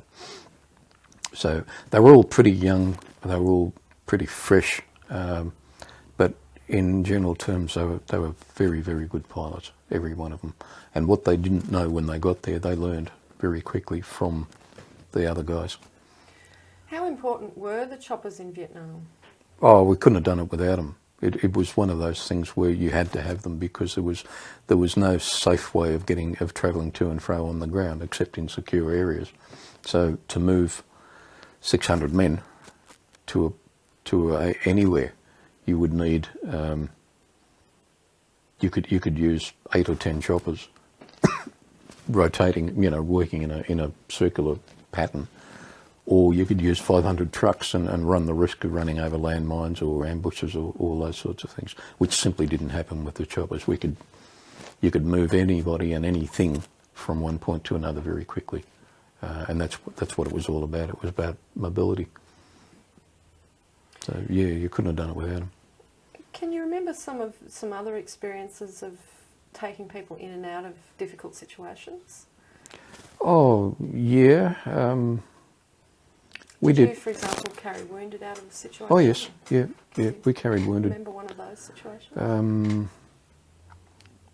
Not a lot of wounded. We didn't do a lot of dust-off work. I did do one that sort of sticks in my mind, but not all that much, not all that badly. It was a night dust-off, which was always the really good ones, especially when you're going into a man-made hole in the jungle to pull somebody out. So yeah, we did that one night, and we pulled the guy out and got him to hospital. There was another one that sort of I don't like to think about, and it really did give me a lot of trouble for a lot of years, where we had to do a dust off in a part of the province to the east of Nui Dat in the mountains there, a mountain range called the Long Highs, and it was notorious because it was full of landmines, and we were called in to collect a guy who'd actually trod on a landmine and had both his legs fairly badly damaged, and we couldn't land. They wouldn't let us land because there were too many landmines around, and they were frightened that the downdraft would set them off. And so we were 20 or 30 metres up, I suppose, and it was the first time I'd ever used the winch, because that was usually the crewman's job, but the pilots of the day were pretty good guys, and they said, "Do you want to do the winch?" And I said, "Yeah, fine, love to." Never had any, formal training in it, but away I went, and I got hold of the winch, and we sent the hook down, and with a stretcher Stokes litter thing, and they put this poor guy into it. No, I'm getting ahead of myself. While we were positioning to send the winch down, there was another guy on the ground, a soldier, and he was sort of waving us to the point where he wanted us to be. That was fine, and I was telling the pilot, move left 10 feet and hold it there and so forth. And this guy, I was watching this guy on the ground, and he was looking at me and doing that, and I was telling the pilot, and he took a step backwards and trod on another mine. And I thought, oh, terrific. So he's got no legs, and the guy we come to pick up has got no legs. So we brought the first bloke up, then we sent the Stokes litter down again, and they loaded this poor second fellow in. Actually, he didn't lose his legs. He just got both his legs very badly shattered. And so they put him into the Stokes litter, and we hoisted him up, and we whipped them both off to Vung Tau, to the Australian Army Hospital there. Did you see that actually happen? Oh yeah, yeah, that happened, and it wasn't very pleasant. What could you hear and? Not a lot, because the helmets were sort of cut out the noise. You could feel it rather than hear it, and it was like being hit in the face with a lump of wood. So God knows what it was like for that poor fella. The interesting thing is that about 5 years later, I was in Greenslopes Hospital having another operation on my back, and there was a young fellow in the bed next to me from Oki, and we got talking about different things, and he was the second guy. So yeah, that was a very interesting coincidence. He was not handling life very well. He still had both his legs, but they'd never healed properly, and he had really bad osteoarthritis in one leg. And he said it had got to the point where he'd quite often considered putting himself out of his own misery. And I said, mate, if you think I went through all that just to let you go and do that to yourself, you go to buggery, because I don't want to talk to you. And he was fine. He was fine after that. We sort of had plenty of time to have a bit of a yak with each other. It was one of those funny little coincidences that you only hear about once in 100 years, sort of thing. It's quite amazing. I know it's difficult to remember this incident because it was hard for you, but for us to get a bit of a picture, a more rounded picture of some of the visuals that you see in that situation, what actually happened to the person when the mine exploded? Do you remember what you saw? I don't remember. Quite honestly, I don't remember a lot about it. I know that there was this sort of fountain of dirt and gravel and so forth came up. I remember seeing him sort of blown over backwards. He didn't fly 50 feet through the air or any of those sorts of things, and there wasn't huge gouts of blood. That's basically all that I remember seeing. And it just left me completely speechless, and the pilot on the intercom saying, "What's going on? What do I do now?" And I just, all I could say to him was, "Hang on a second." And then I took a deep breath and got on with it. And we did the job and got out. So, yeah, And wasn't pleasant. The reaction back at the base? Oh, all in a day's work, pretty much. I know it sounds callous, but that was pretty much it. It was the same when we brought in guys who'd been killed in the bush. It was all in a day's work. We just didn't dwell on it. Do you remember one of those particularly? Yeah. We were sent out to bring in a fellow who'd been killed. He was an armoured personnel carrier driver, I think, or something. But they'd run over a landmine and he was killed. And that was sad in itself. But when we went to pick him up, they hadn't told us that he was Australian. They just said, we've got a body to be picked up and brought back. And for some reason, we just automatically assumed that he was Vietnamese, and it didn't worry us. So we just tossed the thing onto the chopper and took off. And I was sitting in my position, which is always on the left-hand side of the chopper, and I had my foot resting on the Stokes ladder. And what I didn't know was the crewman on the other side also had his foot resting on the other end of the Stokes ladder. And, it was covered with a ground sheet, so we couldn't see the poor guy involved. But the crewman took his foot off the ladder, and as he did so, it jerked. And I had a fit. And I said, "I think this bastard's still alive." And then the wind blew the ground sheet back, and I saw that he wasn't Vietnamese, he was one of ours. I thought, oh, dear God, I shouldn't have said that. But then I had a closer look, and there was no way that he was alive. So that was that. But that one sticks with me as well, because I got such a fright. I thought, gee, we thought he was dead. Maybe we can save him. And then I looked down and no, there was no way. He was well and truly gone. So, yeah. Was that the first time you'd seen a dead body? No, I'd seen enough of them to know that they're dead. Yeah, most of them, and this isn't bragging or anything, but most of the dead bodies that I saw up until that time had been Vietnamese, from either side, because we often had to go in and pull them out and take them back and put them in the morgue or whatever. So it wasn't a new thing for us. When you do that, where you'd get a group of them, how many at one time? How many bodies would you pull out of a situation like that? Oh, depends. It depended. There was no average. Sometimes we might have to pull out 2 or maybe 3 Vietnamese. We very rarely took out any Australians at all, and when we did, they were in 1s and 2s, mostly just single body type of thing. I'm starting to be very conscious that I don't want to upset anybody who might ever watch this. Yeah, sure. But, what would be the most bodies that you would have pulled out of a situation? I think I was pretty lucky. I don't think we ever pulled out more than 2 in one go, ever.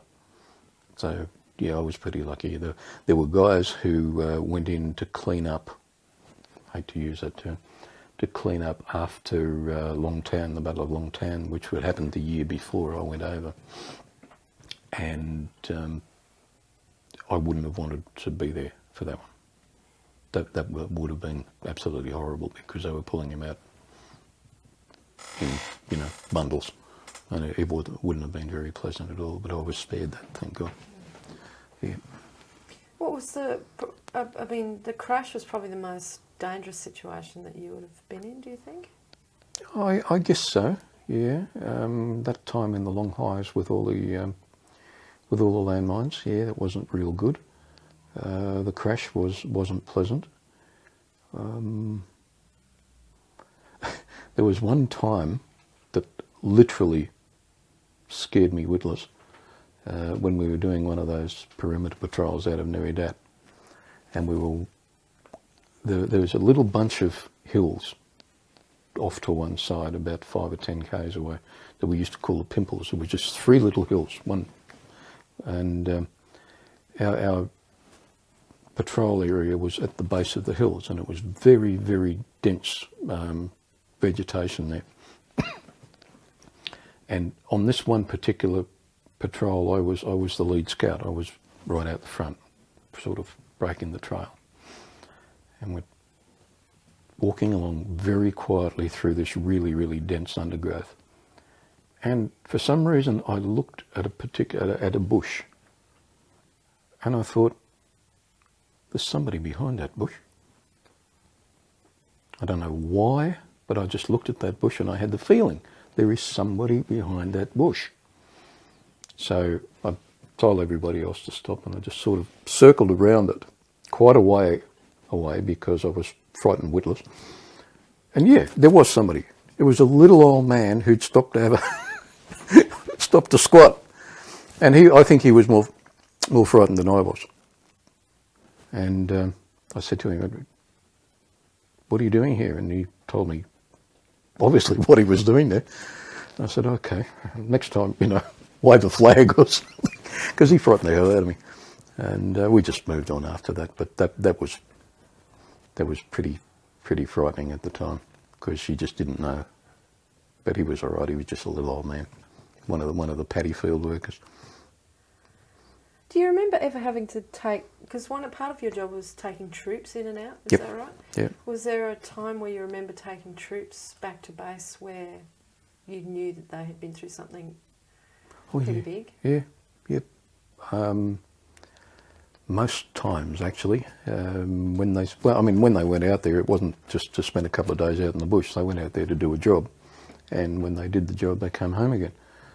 Interestingly enough, while I was there, one of the guys I'd been in the CMF with, and his brother, were both there, and we carried them any number of times out into the bush. I always used to be a little bit more worried than usual when that group was going out, but they all got back okay. And the worst casualties we suffered as Australians in that particular area was mostly from landmines, rather than actual hand-to-hand combat or genuine combat situations. And that was the hard part, because those poor buggers just didn't know from one step to the other where they were going. We always knew that there was a 50-50 chance when we put SAS patrols in, for instance, that we'd have to go back in a hurry and get them. And I think it worked out probably less than 50-50, but we always had to be prepared. And once we'd dropped them in there, we then had to go off a couple of miles and just circle around for half an hour or so before we left them, just to make sure that everything was going to be okay, because it was fairly accurate to say that if something was going to go sour, it would usually happen within the first half an hour or so. And they had some incredible tactics. Like, for instance, when we used to take them out to do a recce of the area, we'd take out the patrol commander and his 2IC, but we never went directly to where we were going to drop them. We always went somewhere else, somewhere where they could see where they wanted to be well enough to get an idea of the land, but we never flew and sort of orbited that area, or flew close by and orbited an area so that they could have a look from, not necessarily directly overhead. But some of the things that we had to do were just so clever by my standards, that because everything was all about deception. And like, for instance, if we had to go in and get them out, this is when the smoke grenades come in, because they would all carry a different coloured smoke grenade with them when they went. And when we had to go and pick them up, the best way to work out exactly where they were was to get them to throw a coloured smoke grenade, which they would do. But we would never say, and they would never say, that they were throwing yellow smoke or red smoke or blue smoke or whatever. They would throw the grenade and then they'd say, okay, smoke's gone. And then we would have to tell them what colour we saw. And mostly we were right. So that was to stop any nasty people who might have been in the area from throwing smoke as well. Because they were the guys on the ground and only they knew what colour smoke they were throwing until it actually started to come up. Then we would tell them what colour we saw and they'd say yes or no. And if it was a no, we'd know we had real big trouble. That's when we'd call the gunships in to smarten the place up a bit. It didn't happen all that often. Thank God. Can you remember a situation where it did happen? Not to me personally. I know of other people who did have that experience, but they didn't muck about. I mean, when they said, you know, we've got the wrong colour smoke, we always, hovering over there in the background, had two gunship choppers, and they would just go in and towel the place up, and they wouldn't leave a thing standing. And when that was done, then the guys would go in and pick up the patrol and bring them out. But yeah, that was interesting. Do you ever remember a situation where men got lost or you ended up in the wrong place? Or? Oh no. Couple of reasons for that. Firstly, in general terms, it was only a very small area and the maps were very good. Everybody is trained in navigation anyway, and you couldn't get lost flying there because you had the map and the ground was right in front of you, so you knew exactly where to go. When the new pilots arrived in the squadron, they went through the same kind of training that all of us did, and they were taken around virtually all over the province and shown all the towns, all the landmarks, how to fly here, there and everywhere, what height not to fly below, all that sort of stuff. So they were pretty well trained in that area. It was virtually impossible to get lost. What about some of those small towns? How many of those would you have visited in that time? Oh, quite a number actually, because as well as taking troops to and fro and taking food and supplies, field supplies to and fro, we also used to take the civil affairs people into a lot of the little villages and some of the larger towns, and we'd take them in and bring them out and so forth, and you know, we'd take in medical supplies and and medical teams and things like that. Yeah, we got to know some of the people quite well. In fact, just after I started on the choppers, and we had to take a medical team into a little village that was built out on a lake, and it was actually built in the lake, and they lived in houses on stilts, and they were fishing people and very, very, you know, country folk type of thing. But the helipad that we landed on was also built on stilts on the lake, and there was a walkway to come out of it made of bamboo. And of course, you never really trusted how well that would hold up. So they always used to just hover that high above the ground, above the pad, while we were doing unloading and so forth. And I remember my crewman looking out the other side and looking back through his door. And he said, "There's a whole bunch of kids running down the runway, down the walkway towards us." And the pilot said, "Oh, okay, just keep an eye on them." And the crew, he said, "If one of those little bastards walks into my tail rotor and damages it, I'm going to kill him." That was what you did. You know, if you didn't throw some humour into it, you never got anywhere. Did you stay in any of those smaller towns? No. No. The policy was that we would go up to Nui Dat in the mornings, do whatever tasks we had, and then fly back and that night and spend the night back at our own base. We very, very rarely stayed out of Vung Tau overnight. And when we did visit the towns, it was basically in and out. It was just to take people in, pick people up, or drop supplies off, or something like that. So it was very fleeting visits. We didn't have much to do with them at all. And how different was the atmosphere on Nui Dat compared to Vung Tau? Oh, totally different. Nui Dat was an army base, and it was in the middle of tiger country, I guess, if you want to call it that. So things were always just a little bit more tense, and there was a lot of army there, and we were Air Force, so things were always a little bit more tense. Which isn't to say we didn't get along well with them. The SAS guys still, to my knowledge, think the sun shines out of our backsides. We worked a lot with the New Zealand troops. But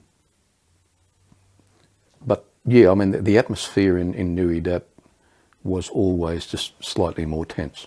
And we didn't care because we didn't have to stay there. We just flew up there, did our jobs, and then came back to clean sheets and beds again. And those poor buggers didn't see a sheet for 12 months. So that was another reason why I joined the Air Force. Clean sheets. Yeah, clean sheets. When you say the atmosphere was more tense, can you clarify that a little bit more? What I think it was just a little bit more close to the action, if you know what I mean. I mean, Nui Dat itself was a huge base. It was very, very big, and the perimeter was massive. And but there were rubber plantations on both sides, and in those days the VC loved rubber because it was good cover, and they could get close. So you never knew when there was going to be a mortar attack or a rocket attack or any of those things. I think it only ever happened once while I was there anyway, and it happened away from where we were. But that was the atmosphere that those guys lived under every day. You just didn't know when something nasty was going to happen. Whereas in Vung Tau, we had our rocket attacks and so forth, but for some reason we always had plenty of warning that it was going to happen. And I think that's principally because they used Vung Tau as their recreation centre as well. And it wasn't unusual, so I'm told, for VC to come and spend a couple of days R&R in Vung Tau and then go back to the fighting. But while they were in town, it was hands off, do nothing, don't draw attention to yourself. So that's what they did. So we didn't get so much of the hassle that they did, for instance, in Phan Rang or even Nui Dat. Jim, I was wondering if you could sort of give me a clearer idea of what a dust-off operation would involve, sort of from woe to go, what a typical operation would involve. The first we would know about it would be a phone call from wherever. I never bothered to find out where we got the phone calls from. But we had one helicopter always standing by for dust-off at night. Now, during the day, we didn't bother with one dedicated chopper because we had 8 or so in the air at any time or available. So any one of those could be used as a dust-off chopper. But at night, we had one dedicated one sitting on the pad, ready to go, and one crew sitting in one room all night waiting to go just in case. So the daytime ones were fairly simple. You get a radio call or a telephone call from the army, who would have had a radio call from a unit out in the scrub, and they'd say, we've got wounded or whatever, we need dust off to this particular place. They'd give us all the details, and whoever was available in the daytime would go out there and just basically pick up the injured party and take them back to Vung Tau to the hospital. Then we'd go back to Nui Dat and just get on with life.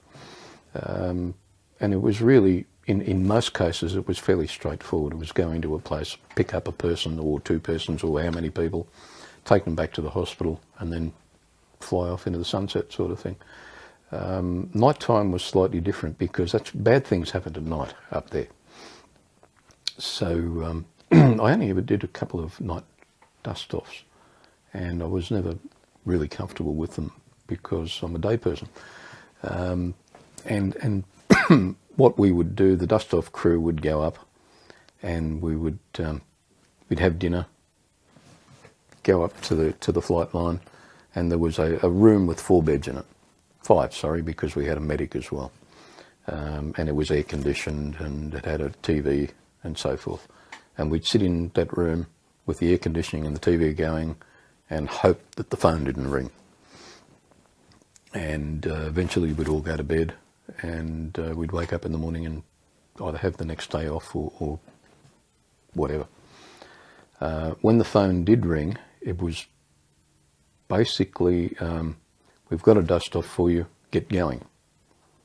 And that was all the information we needed, because we'd be out of bed, we'd be into our flight gear, and we'd be into the chopper and got it going. And it would have already been pre-flighted and everything ready to go. Then we'd get off the ground, and then we'd get the details, because the important thing was to be on your way.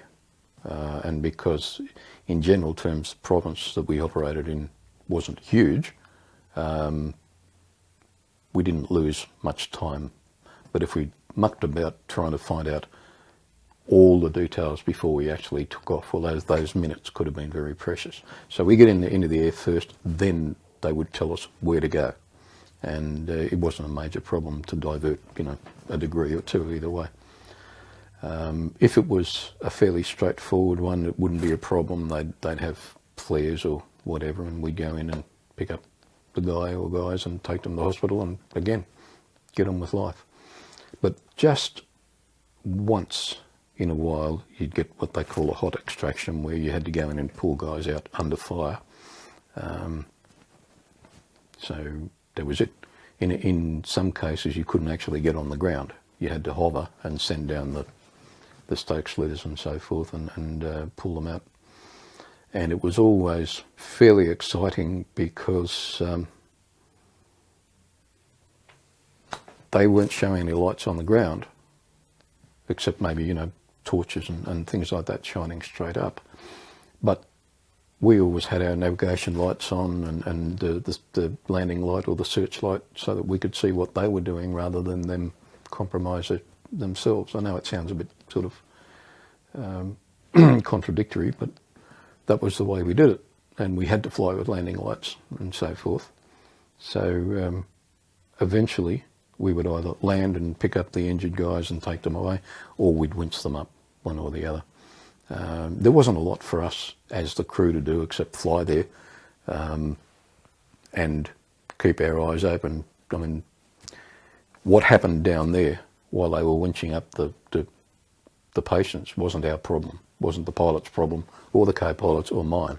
It was usually the problem of the medic and the crewman who operated the winch. So the three of us, our job was to stay where we were and keep an eye out for anything that might go wrong. And the pilot's job was just to sit there and keep the damn thing in one spot long enough to get these buggers up and out. And yeah, that's what happened. You described it as being exciting, but it must have been quite nerve-wracking. Yeah, I guess in retrospect it probably was nerve-wracking. It was. We're always nervous when we're doing that sort of thing, because it's dark and it's sometimes it's difficult to work out who you are and where you are, and there's the noise, and there's the extra stress of thinking, I'm a target. 90% of the time we weren't really targets. We just needed that adrenaline rush, but we managed to get most of our guys out. What were the sorts of potential problems that you were on the lookout for? At that time, I guess probably we were looking for flashes, firing flashes or things like that from the bush. You can tell in most cases if somebody's about to fire a rocket-propelled grenade or something at you, or you can usually tell just after they've done it, not before. You can tell if somebody's shooting at you to some degree. If you're really, really careful and don't look at the light, sometimes, depending on how bright the moon is, you can pick up movement, maybe where there shouldn't be movement.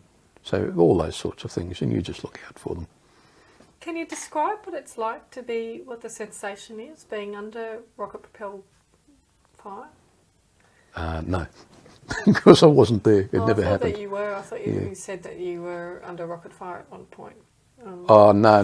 That was on the base itself. They were well, rocket can you describe rockets. that for us?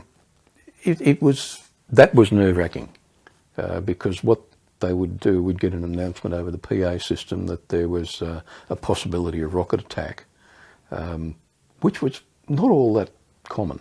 It was very rare, as I said before, in Vung Tau, because even the bad guys didn't want to get the people of the town offside too much. So they would. We didn't have a huge amount of problems with rockets or anything like that, but occasionally there was a rocket attack, and we'd get these announcements over the big PA system, and we all had assembly points that different groups of people went to, and we'd stand there for a while, and maybe there'd be a boom somewhere in the distance, or maybe a bit closer, and maybe there wouldn't. More times than not, there wasn't, because nothing happened. But we'd stand about and wait for something dreadful to happen, and nothing ever dreadful happened. So after it was all over, we'd get the all clear, and we'd go back to work, or go back to bed, or go back to the bar, or whatever. And what about when you were involved in hot extractions, when you were under fire? Can you describe that a little bit more in terms of what you had to do and what it meant? Yeah.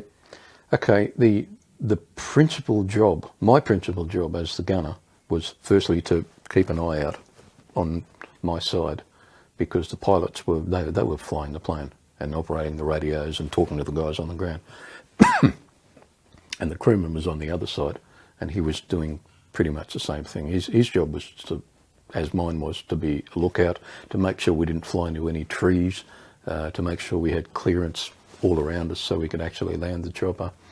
There were 400 different things all going on at once. The pilots were talking to the guys on the ground. The guys on the ground were usually not panic-stricken, because 99 times out of 100 they were SAS troops, and they were very, very good at their job. So they were understandably nervous, and they were pumped up, but nobody ever panicked. They just did the job, and the pilots flew in, and we looked around and made sure that everything was safe. The SAS guys would jump on board. Sometimes we'd take a bit of ground fire, either going in or while we were on the ground, or just as we took off. You did that, and then you got away. But everything always happened so fast, and everybody had so much to do that you didn't think about it until afterwards. I can remember one of the gunners coming back after a hot extraction, and we landed back at he landed back at Vung Tau that afternoon, and they got out, and he swore blind that they'd taken some ground fire, and the pilots didn't really pay much attention to it. But they got out, and they did a walk around, and they found bullet holes all over the damn thing. And he just stood there, and he pointed at these, and he, hole, that's all he said. he was just completely shattered. But he was fine the next day. It was just one of those things, and he didn't realise until afterwards that this had actually happened. He had an idea that maybe they'd taken some ground fire. But, and that's what it was. You think, you don't consciously sit there and say to yourself, I'm going to die, or I'm not going to go home, or whatever, or we're not going to get out of this. You never consciously think that. You might have a worrying moment or two after it's all over, while you're sitting there changing your underpants. But apart from that, no, everything happens very, very, it seems to happen very slowly at the time. It's all in slow motion, but you think about it later on, and it's only, you're talking seconds, literally, between the time you've gone in and the time these guys are on, and you're gone, and that's it. And once we're out of the way, then the gunships would go in and towel them up, and we'd all applaud and go home for a beer. And in those quiet moments after an operation, when you had some perhaps hairy moments, were there moments when you contemplated what had happened and you sort of wondered about what you were doing there? Or? I can only speak for myself. I don't know what went through the other people's minds in that situation, but to me, no. By the time I got back to Vung Tau that evening, if something unpleasant had happened, and we'd land and we'd take the guns off and the ammo boxes and all the rest of it, and we'd do a walk around and make sure everything was okay. By the time we'd done all that and put the guns back in the armoury and got back to the compound, I'd totally forgotten, because I was at that age where nothing really worried me. I was 24, ish, and even though I felt pretty mature at the time, this is all part of my life. This was just the job that I did. And I never dwelt on anything at all, except maybe those couple of very small events that happened here and there. But most of the time, I can't help thinking that I wear some of those ribbons and things under false pretenses, because I really didn't do anything out of the ordinary. I just went there and did my job and came home again. And that's the way I've always thought of it. I've never considered myself to be anything special from that point of view. It was a job and I went and did it. And if I hadn't, somebody else would have. So I never dwelled on anything for too long.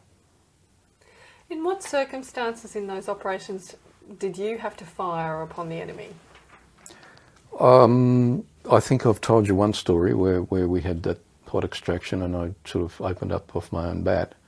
There were a couple of other occasions where we knew that there were VC in a particular area, either because we'd taken fire or because one of the other helicopters had, and we would go in and give it a bit of a brassing up. Can you describe that for us, giving it a bit of brassing up? Yeah.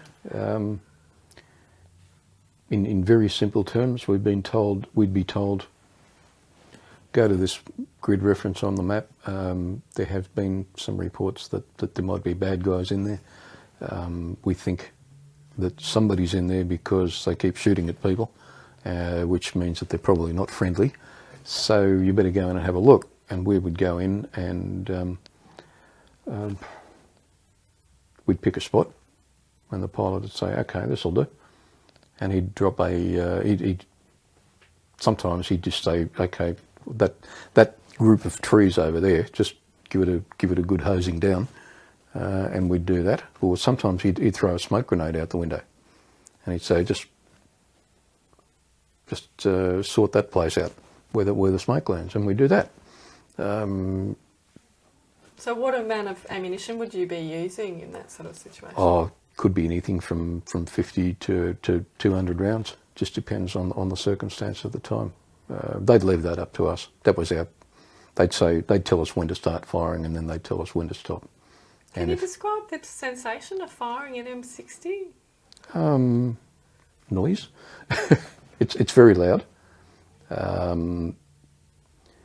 The ones that we had been modified so that the butt bit that goes into your shoulder had been taken off and been replaced with two what they call spade grip triggers, and you'd hold onto the spades and put your fingers around the triggers and pull them back.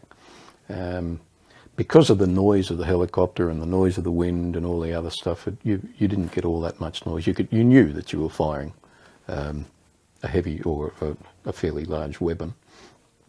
And yeah, it was mostly noise. There was a little bit of vibration, but they were mounted on tripods or on swivel poles, so that absorbed most of the shock. We wore gloves, flying gloves, and so forth. It was one really exciting time that nobody believes this, but it's true.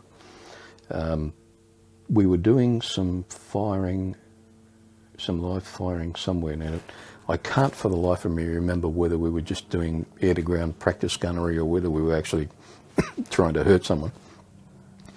And I've been firing, and as you fire these things, the empty cases come out through a thing on the side, and there's little spring steel clips that hold each round to the next round that make up a belt. And these little spring steel clips come out through another slot. And I was firing away, and I had both triggers pulled back like that, and one of these little belt clips came out and lodged itself down behind the triggers.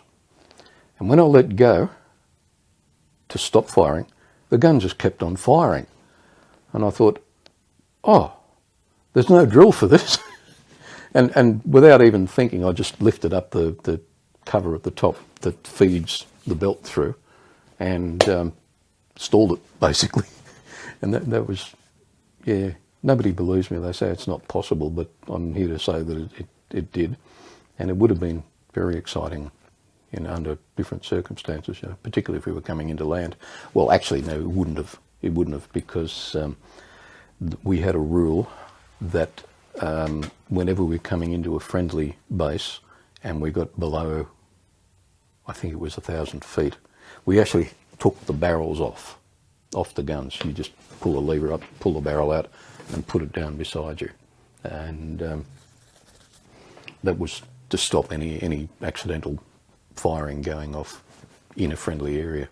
So that was a very very important thing that we all done. I'd totally forgotten about that until just then. So we had to declare that the guns were cold, which meant that the feed cover was up and the barrel was off. And particularly when we're coming back to Vung Tau at night, or after the day, those activities, we had to do that. So that other situation would never have occurred in a place like that.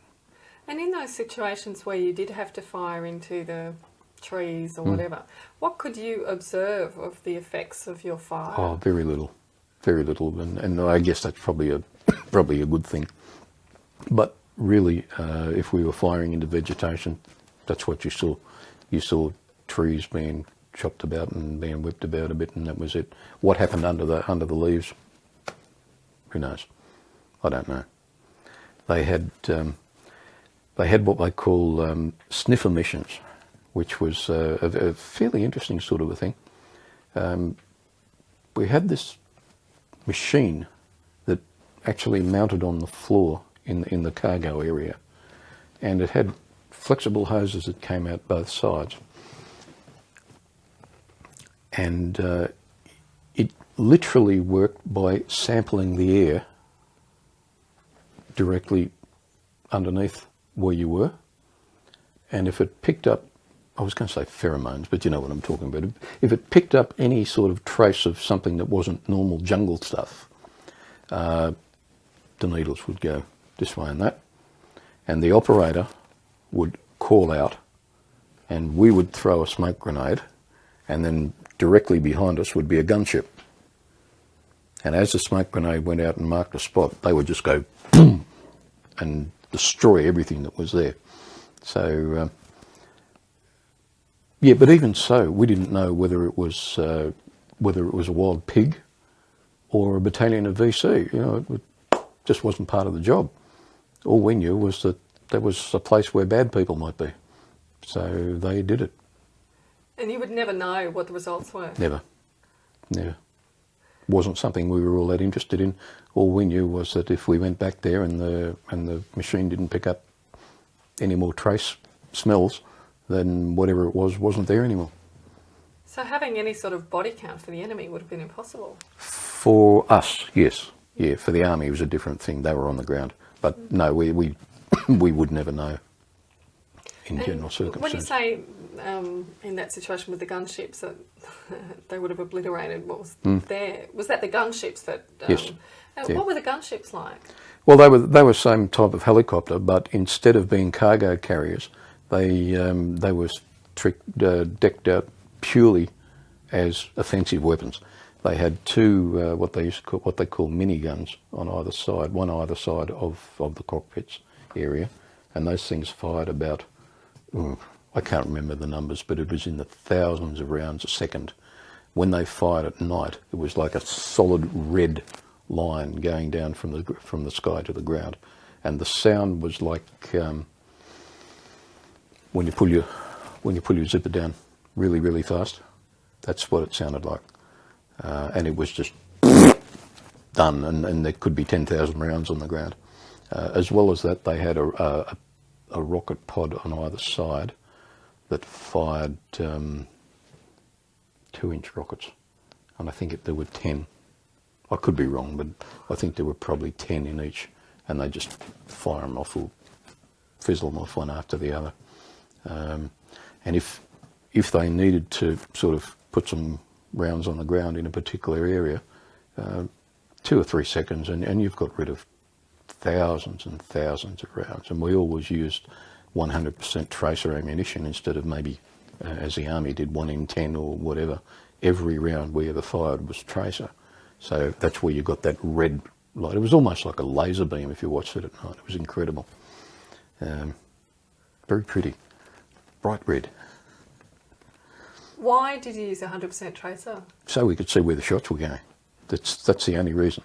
It's very hard to correct your aim, for instance, if there are good guys in the area and you don't, you try to avoid them.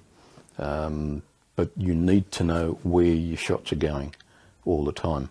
And they don't just fire one after the other directly in a straight line. They actually spray the rounds out. So you've got to be able to know where they're going. And 100% tracer is the only way to do it. Did you always fly with gunships on those operations? Not always. No. On the sniffer missions we did. On SAS extractions we did always, and insertions. But for general troop movements or resupplies or things like that, no, we didn't need them. They would take off and they'd hover around, but the weight that those guys carried was just incredible. So they were constantly going back to refuel. They couldn't carry a lot of fuel because they carried so much ammunition and so much weight in armament and so forth that they refueled twice a day more than we did. So we only ever used them if it was 100% necessary. But they were great guys. They were terrific. When there were large movements of troops and you flew in convoy with, yep. Can you describe what that was like? Oh, it was just exciting. You'd go to Nui Dat, for instance, and you'd land on this big field that they used to call Kanga Pad, and I reckon it would have held 200 helicopters. It was so huge, and we had 8. So, yeah. And the troops would come out and they'd get on board, and there might be, depending on the operation that was involved and how long it was going to be, there might be 200, 300, anything up to 600 or 700 troops to go out. Plus all their ancillary stuff like artillery and sometimes vehicles. The big choppers that Chinooks would carry would just sling load the guns and take them out, and they'd take out the Land Rovers or whatever. Normally, probably half a day before we do a major troop insertion, the artillery would have a go, and they'd go and literally clear the area by fire. And that in itself was good, because quite often we would have all the directing staff up in a chopper directing all the firing, and the coordination and the planning that went into these things was amazing. And you'd hear the artillery officer, and he'd be talking over the intercom to the guys on the ground, and he'd say, okay, last round on the ground in 10 seconds, and 10 seconds later, boom, would be the last shot from the artillery, and then up would come the troops, and they'd be in the air as he called out, last round on the ground, that sort of thing. So that the time frame between the last artillery round hitting the deck and the first troops hitting the deck was worked out to the second, literally. The other thing that always impressed me was the fact that the Salvation Army guy was always in on the second chopper. and he had the fruit juice and the and the tea and the coffee and the bickies and God knows what else. And he'd been, by the time they'd set up their perimeter, he had his stove going. He was making tea and coffee with the troops. Just absolutely wonderful men. But getting back to that thing, you'd take off and you'd have 8 troops. I don't think we ever carried more than 8 at a time because they're pretty big, and if they're going into the bush, they've got a lot on their backs, so you haven't got a lot of leeway from a weight point of view. And we'd go out and we'd what they call stream, so 8 choppers would take off and fly to the point, and we'd go in, we'd dump them on the ground, they'd set up their defensive perimeter, we'd all turn around, go back, get another 8 each, come back, pick them all up, and sometimes you do that for 2 or 3 hours, and non-stop. But it was very exciting. It was non-stop, great stuff to do, because you knew that without you, it would have been a lot more difficult to get the job done. Yeah. It's incredible. What an amazing experience. I can't even begin to imagine what it was like. Oh, look, it was just so good. If you forget where you were and what the fact that some people might be coming back, and you never thought about that side of it, or very rarely.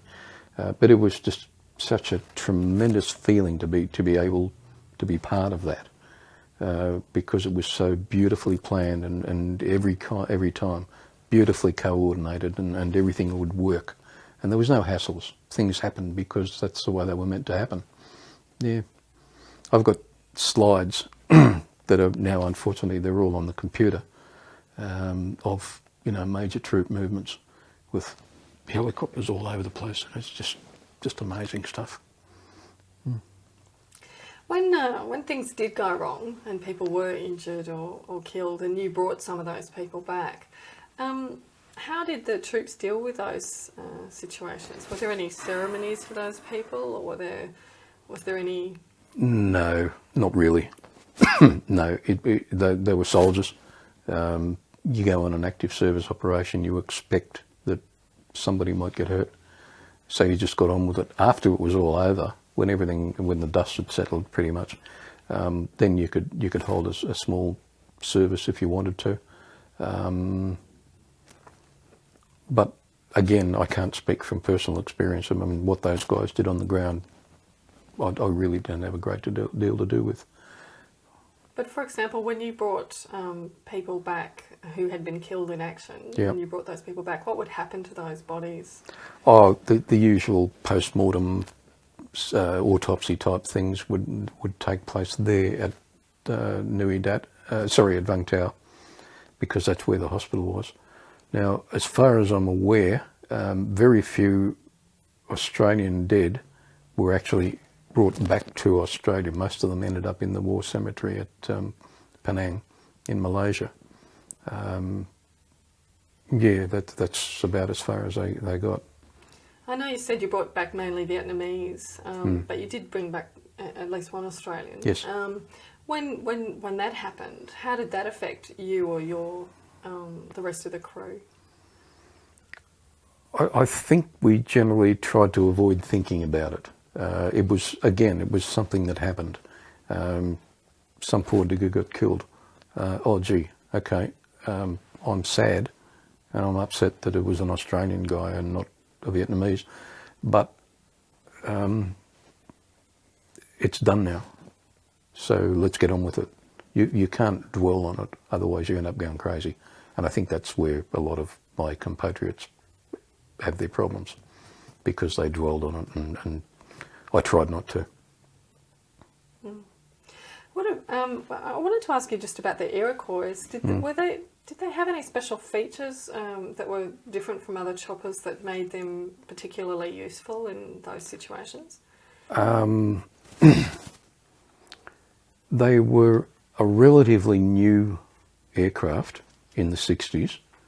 They were the first general purpose jet engine chopper. And they were, so I'm told, they were so much easier to fly than the earlier piston engine ones that were pretty big and pretty lumbery and pretty slow. So yeah, that's about it. I think they were easier to fly. They were certainly far more versatile than the earlier choppers, and the fact that they had that jet engine made such a huge difference from the point of view of speed and power and all the rest of it. So yeah, that's probably all I can think of. Mm. When you had your accident and you woke up the next day and you couldn't move, what treatment did you receive there in Vietnam? Virtually none. It was take a couple of days off, take some Panadol and go to bed for a day or two. And I was fine with that. From memory, I don't think we did any x-rays or anything like that. The senior medical officer asked a lot of questions, had a look at my back, asked me to show him where it hurt mostly, drew some pretty diagrams and pictures and so forth, and wrote reams after reams of stuff and put that into my medical records, which was a godsend at the end of the day. But from that point of view, I mean, 2 or 3 days and it was fine. I was back on my feet and it didn't worry me until after I got back to Australia after the second tour. So you didn't go into the hospital there at Vung No, Tau? no, Did not you for ever that. visit the hospital there? Oh yeah, yes. For what reason? Diarrhea. We're not.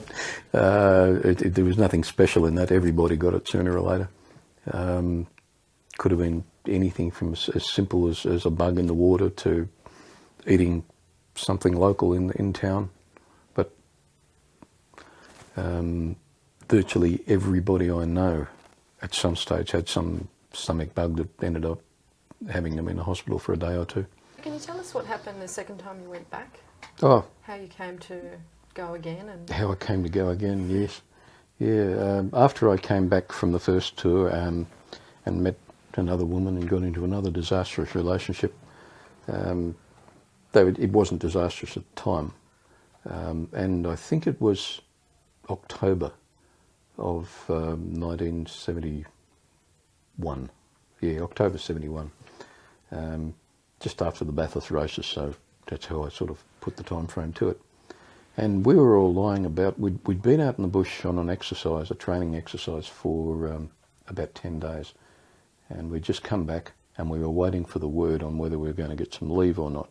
Because in those days we used to get half a day off for every day we spent out in the bush, which meant we only ever worked 6 months of the year. It was great. And we were all lying about or sitting about or standing about in the sunshine.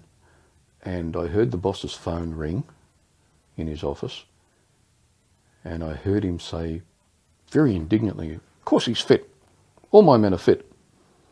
So then something mumbled in the background for a little while, and then he hung up and he came back out. He opened his door and he called my name. He called me in and he said, "You're going back to Vietnam. You are fit, aren't you?" I said, yes, I'm fine. He said, "Good. Do you need any shots?" And I said, "Well, I don't know. I'll go down and check up." So I went down to the medical section and I said, "Am I due for some shots?" And that's like a red rag to a bull to some of those guys. They love it. And the head nurse down there, she pulled my card out and she said, "Oh yes, you need this and this and this and this and this." I said, "Oh, okay." She said, "You better come back tomorrow and we'll knock them all over." I said, "Right." So I went and saw the boss and I told him I had to have some shots tomorrow, and he said, "Good, because you're going in a couple of days." And I said, "Oh, give us a break. You know, I've got to have me pre-em leave." He said, "You can have that when you come back." I said, "Right." So I went down the next afternoon, which was all they could fit me in for, and I had about 4 shots all in one go, and there was yellow fever and dengue and, you know, measles and you name it, and I had it, and they jabbed a lot into me. And I don't know whether it was the shots or nerves or stress or whatever, but I was up all night and I had the most incredible diarrhea, and I just didn't stop all night. It was incredible. So the next day I turned up at the defence section out of the base, and I got all my paperwork, and he said to me, "You all right?" I said, "No, I'm not. I'm completely dehydrated. I think I'd better spend a week in hospital before I go." He said, "No, nice try, get going." So I had a couple of days off, and then I went to where I was where the girl I was travelling with at the time was, and told her. And the day before I had to be in Sydney, something went wrong with my car. I don't know what it was, but we ended up driving her mother's car down to Sydney, and it was a Mazda 1000. And that was a good run. I think we got there about an hour before the plane was due to leave. It was a rotten trip down. And she was nervous and desperately trying not to be nervous and not to be frightened and so forth. And she was running around like a blue-tail fly trying to make life easy for me. And in trying to make life easy for me, she got my passport and my travel warrants and everything, and very carefully stuck them in the side of my my zip-up bag and zipped them up, and that went through into the cargo hold of the plane. So when I had to go through customs and immigration, and I had no passport and I couldn't find it anywhere, and I said to her, what have you done with it? And she said, well, put it in your bag. I didn't think you needed it anymore. So they had to actually go down to the cargo area, find my bag, and I had to go with them and pull the passport. And of course I was flavour of the month because the plane was about half an hour late getting off the deck. And we finally found it and got through that side of it all right. But it all happened so fast that I really didn't have much time to stop and think about it. In fact, I barely had time to ring the parents and tell them that I was going away again. So anyway, away I went, and it was pretty much a repeat of the first time. In the plane to Darwin, to Singapore, to Saigon, to Vung Tau. The only difference principally was that this time I was posted directly back to 9 Squadron, whereas the previous trip I'd only been attached to the helicopter squadron. But this time I was posted into 9 Squadron as a member of the squadron, and that was the only major difference. I didn't do any of the ground training, the grounded combat stuff. So I went straight onto choppers as soon as I arrived, and again the whole situation was totally different. There were whole new people in the squadron, and the approach and the attitude to everything was totally different, because by then it was starting to wind down.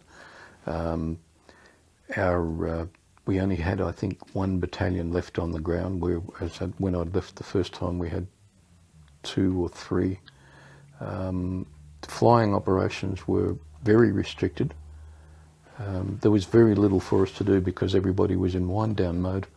So it was just a case of fill in the time until we came home.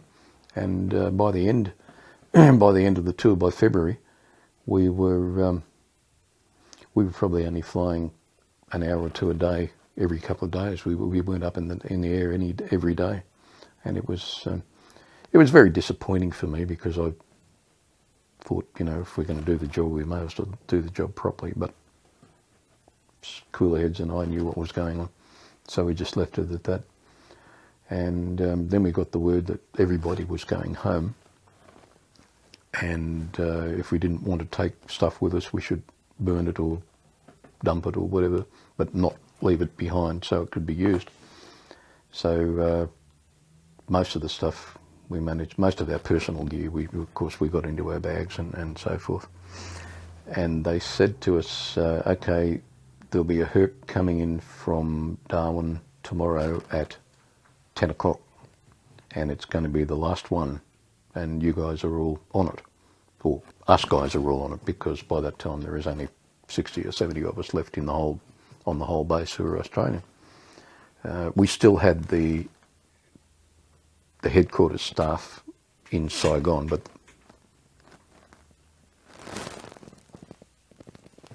Hello. they still had all the diplomatic staff and all the headquarters staff were in Saigon, but we weren't concerned with them. And the date was the 29th of February.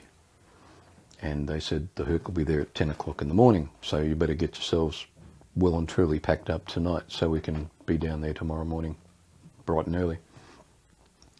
And that was fine, and we were lying on our beds that afternoon because we had nothing to do, literally. There weren't even sheets on the beds anymore, it was just bare mattresses and so forth. Everything had gone, all the non-essentials had gone, with the exception of two. All the cooks had gone, all the admin staff had gone. There was just us sort of hardy left behinds. And we were lying on our beds that afternoon, and there was a lot of cleaning up and demolition going on. And there was this incredibly loud explosion. And I think it was the Yanks blowing up one of their ammunition dumps or something. And the guy who was in the bed next to me and I, we sort of leapt up. And I said, God, what do you reckon that was? And he said, I don't know, it sounded like an explosion. So, you know, like very overstating the obvious. So anyway, down we went to the airstrip the next morning in the last remaining vehicle, and we all got down there, and we knew that when the Herc came in, we didn't really want to spend a lot of time on the ground because those people were getting pretty close. And we had all our gear packed on one of those big aluminium pallets that roll onto the Hercs through the back tailgate, and it was all packed and tied down, and it was ready to go.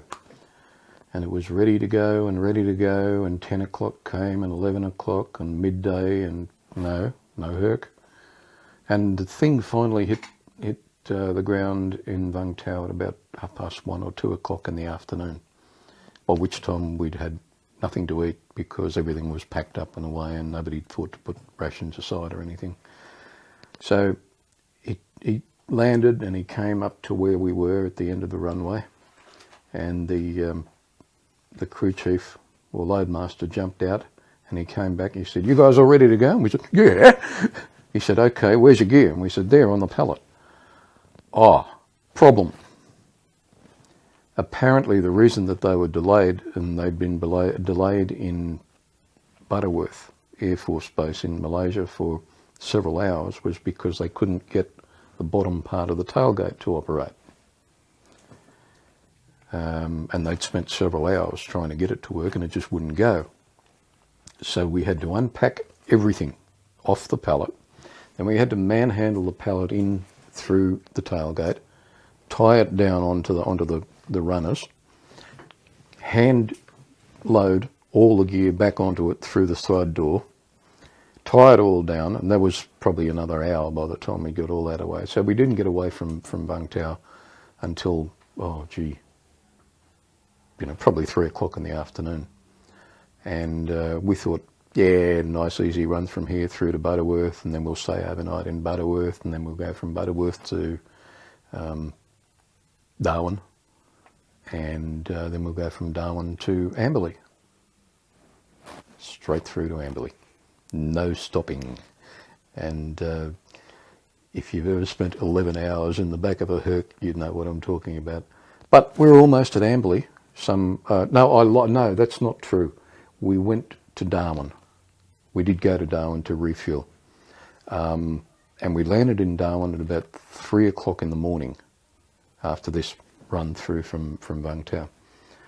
And we pulled up in the Air Force side of the Darwin airport, and a guy came on board and he said, sorry to do this to you guys, but Customs want to inspect all your gear. And I could understand why. We were the last ones out, and they wanted to make sure we weren't bringing any Vietnamese home with us or any other little souvenirs. And we said, do you understand what that means? It means we've got to hand unload everything off here, put it on the tarmac, get the customs to go through it, then hand load it all back on again and tie it all down. It's going to take hours and hours and hours.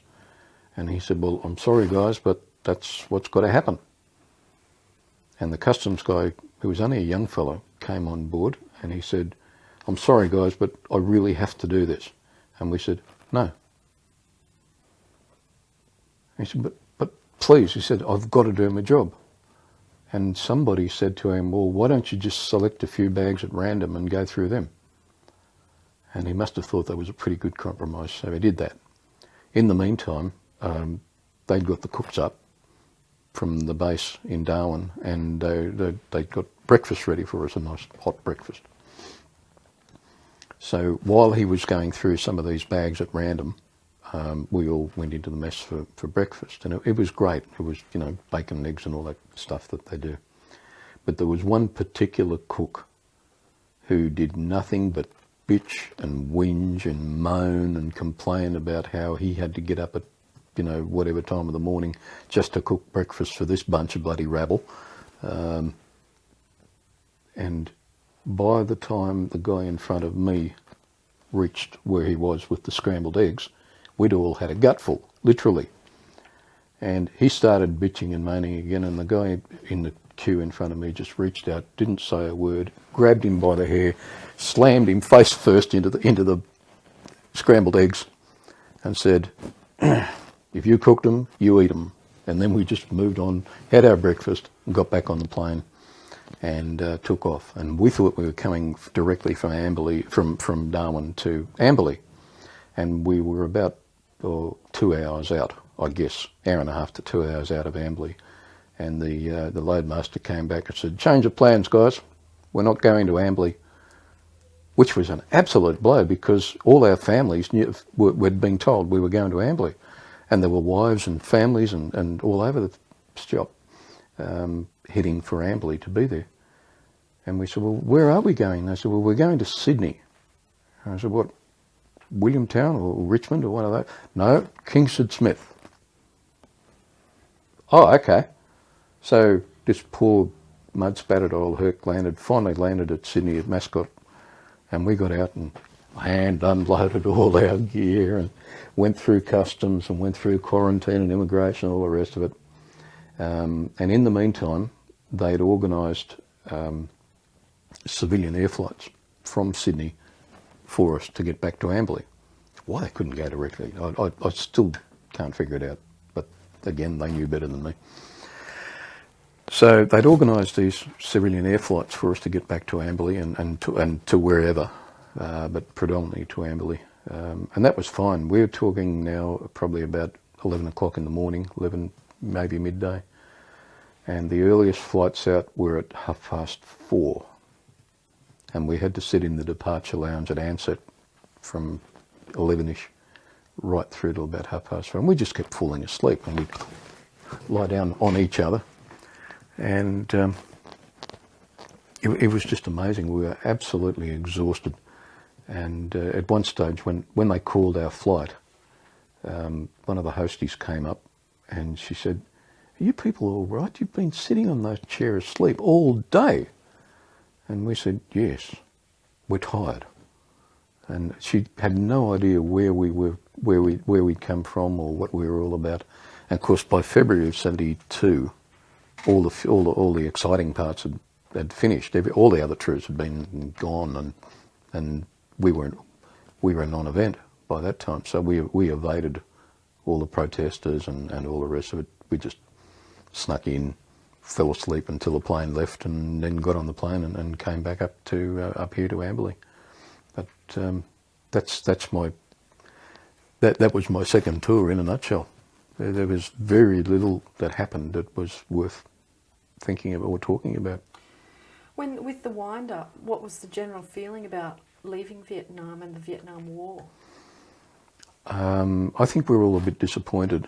In fact, one of my mates has a car with number plate frames on it, you know, those plastic ones. And across the top it says Vietnam Veteran, and then across the bottom of the long side it says, we were winning when I left. I think that says it all. Most of us were pretty disappointed that we hadn't gone through and finished the job. And I think a lot of us were very, very disillusioned with our own government and with the Americans, because they just literally just pulled the pin overnight and said, that's it, everybody go home, game's over. And we did. But I think most people in my situation would probably tell you that they were a little bit disappointed that it ended the way it did. It just fizzled out, and that's not the way things are supposed to happen. And what about the reaction of the public? Any reaction from the public?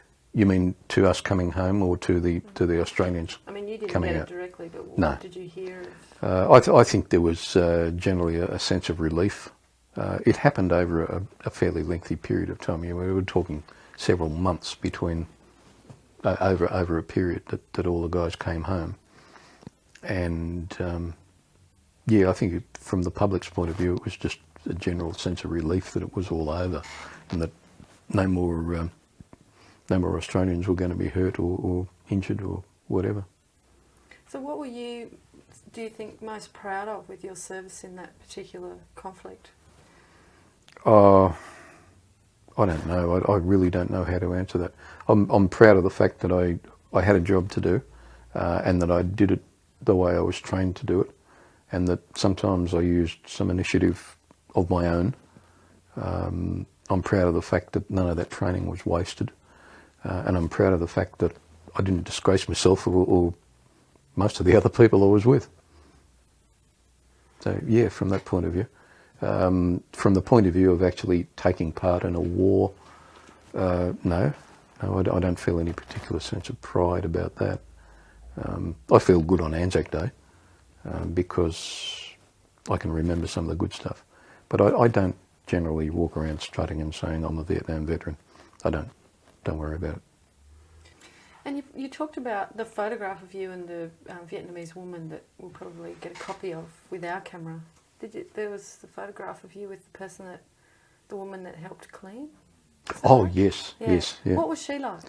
Oh, she was a little, to us in those days, she was quite elderly. She must have been at least 30. But you could never tell with the Vietnamese or most of the Asian types, because they do tend to always look a lot younger than they really are. So she probably was middle-aged. She was a little lady about that high and about the same wide, and the most beautiful nature. Just nothing was too much for her. She wasn't above asking you to do nasty things like get her black market cigarettes and things like that. And every so often, the Americans in particular, because they were the controlling interest, so to speak, they would suddenly, out of the blue, announce that all the money, all the MPC was no longer valid. And then at 4 o'clock that afternoon, we would have to go to the paymaster and hand over all our, blue series, for instance, and get green series. And I don't know how it got out, but all the domestic staff, they'd know about it before we did, and they'd come up to us and they'd pull out this, horse choking roll of MPC, and they'd say, "You take this and change it for me." I'd say, "No." But it won't be worth anything to me. So, and we'd say, "Well, you should have had it in the first place." So you'd take a bit, but not the whole roll, because people would ask some very awkward questions if you turned up with a pile of paperwork that thick to change it over. How were they getting it? Oh, just picking it up here and there from different guys. Guys would give it to them. And every so often, one of them would come up to you and say, "Hey Jim, can you get me a carton of cigarettes?" And, yeah, right. So you'd go up to PX and buy them a carton of Marlboro. We used to pay $1 for a carton of 20 packs of Marlboro, 5 cents a pack. That was what we paid for cigarettes, and I was a fairly heavy smoker in those days. And you'd go back and you'd give her the carton of cigarettes, and she'd pay you in MPC, and it was totally forbidden for them to have it. They weren't allowed to have it, and she'd pay you for it in MPC. So we never sort of questioned it too much. It was very bad security, because if the VC got hold of it, then they were using our money against us. So that was the philosophy anyway.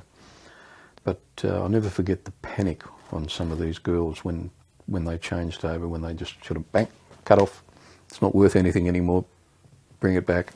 And they'd pull out rolls like that. I'd say, "You change it, you change." We said, "No." So mostly we'd just take a little bit each from one of them and take it up and change it. And she'd usually end up with some good stuff out of it, because they were good girls. They were mostly Catholic. The Catholic religion is very important up there.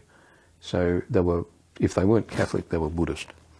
And most of the people we had working for us were Catholic women. And mostly they were lovely. Most people are, you know. It just depends how you strike them, I think. But we never had any major problems with them. And we had a couple who always wanted to fight and argue, but it was always done in a good-natured way, and you just let them get on with what they were doing. And you couldn't get too far on the wrong side of them, because they did all the washing and ironing. And change the sheets. Yeah, so. The sheets are recurring with you. It's very important. Oh yeah. Well, you see, I've slept on the ground a lot, and I know the value of a good set of sheets. Yeah, I think we can relate to that. Yeah. The baths were mentioned with you as well. Can you tell us about those? Some sort of relaxing pool or baths or something? Yes. Well, the army on the army base at at Vung Tau, which is in a place called Back Beach. It was a tremendous spot. It was like Bondi Beach and Southport and all the Gold Coast and all the Sunshine Coast all lined up, and it was just these miles and miles of pure golden beach and surf and God knows what else. And the army built a recreation centre there called the Peter Badco Club, which was named after one of the training team who'd won a Victoria Cross.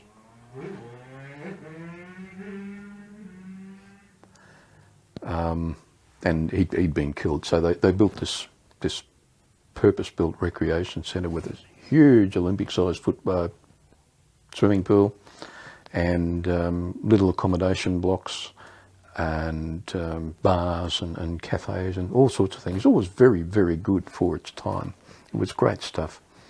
And once in a while we'd go over there to swim in the pool at the Badco Club. It was primarily for the guys for the army who would get, maybe twice a year they'd get 3 or 4 days to come down and unwind and let themselves go. And boy, did they what. They used to really let themselves go. And but we'd get over there, maybe every couple of weeks and just spend an hour having a beer and a swim or whatever. And it was a perfectly built pool with everything was right.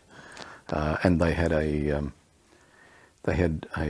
shop there where you could buy all the latest electronic equipment and tapes and cameras and God knows what else at pretty damn good prices. So we would always make a beeline for that place whenever the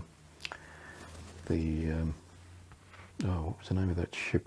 Japarut was an Australian merchant navy ship that was contracted to travel between Sydney and Vung Tau about once every 2 or 3 months, and it would take stores and food and everything that an army needed would be carried on this ship. And the guys who sailed on it were Australian merchant seamen, and they just basically jacked up and said, no, we're not doing it anymore. We oppose the war in Vietnam, so we're not going there anymore. And the Commonwealth government said, no problem.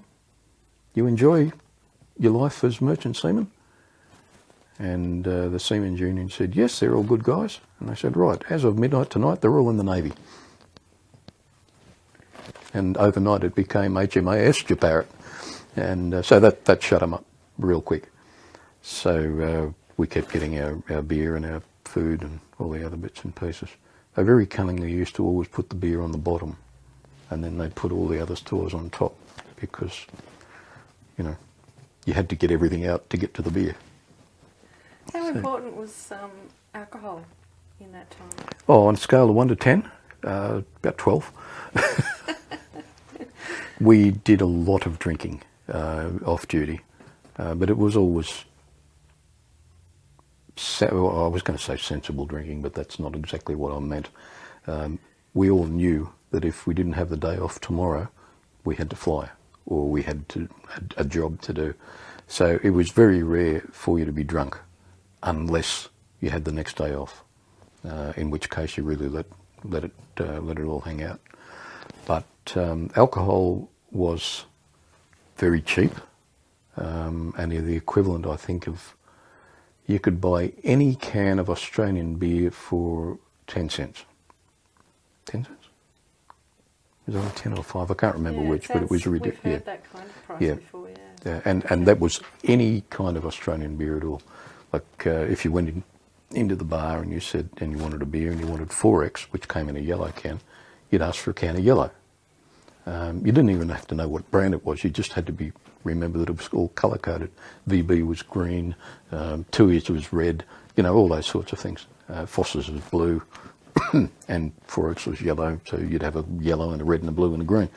And that's what the end result was like if you'd had too many of them as well, multicoloured. What was the craziest thing you did when you were drunk in Vietnam? Is there one event that sticks out for you that you want to tell us? I didn't come home one night.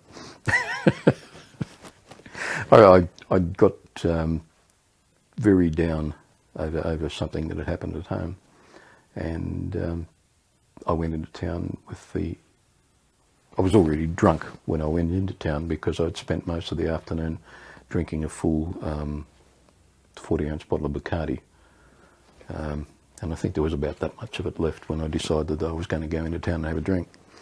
So I got on the bus or something and went into town, and that was crazy in itself. That was a stupid thing to do, because it was a time when things were very unsettled, and there were gangs of Vietnamese young people just literally cutting a swathe through town, and if they found any servicemen there, they'd knock them over and rob them and so forth. So I got knocked over and robbed. I had my watch stolen, and all the money that I had. We were always told right from day one, never put all your money in one pocket, never take your wallet with you, and always keep the hand with your watch on it in your pocket, and don't wear a watch band like with a buckle on it. So we all did that. But when 40 of them come out of an alley and jump you, and you don't even know you're being knocked off until you put your hand in your pocket to pay for a drink or something, and it's not there anymore. So by then, of course, they knew all the tricks, so they went through every pocket that I had, and they cleaned me out.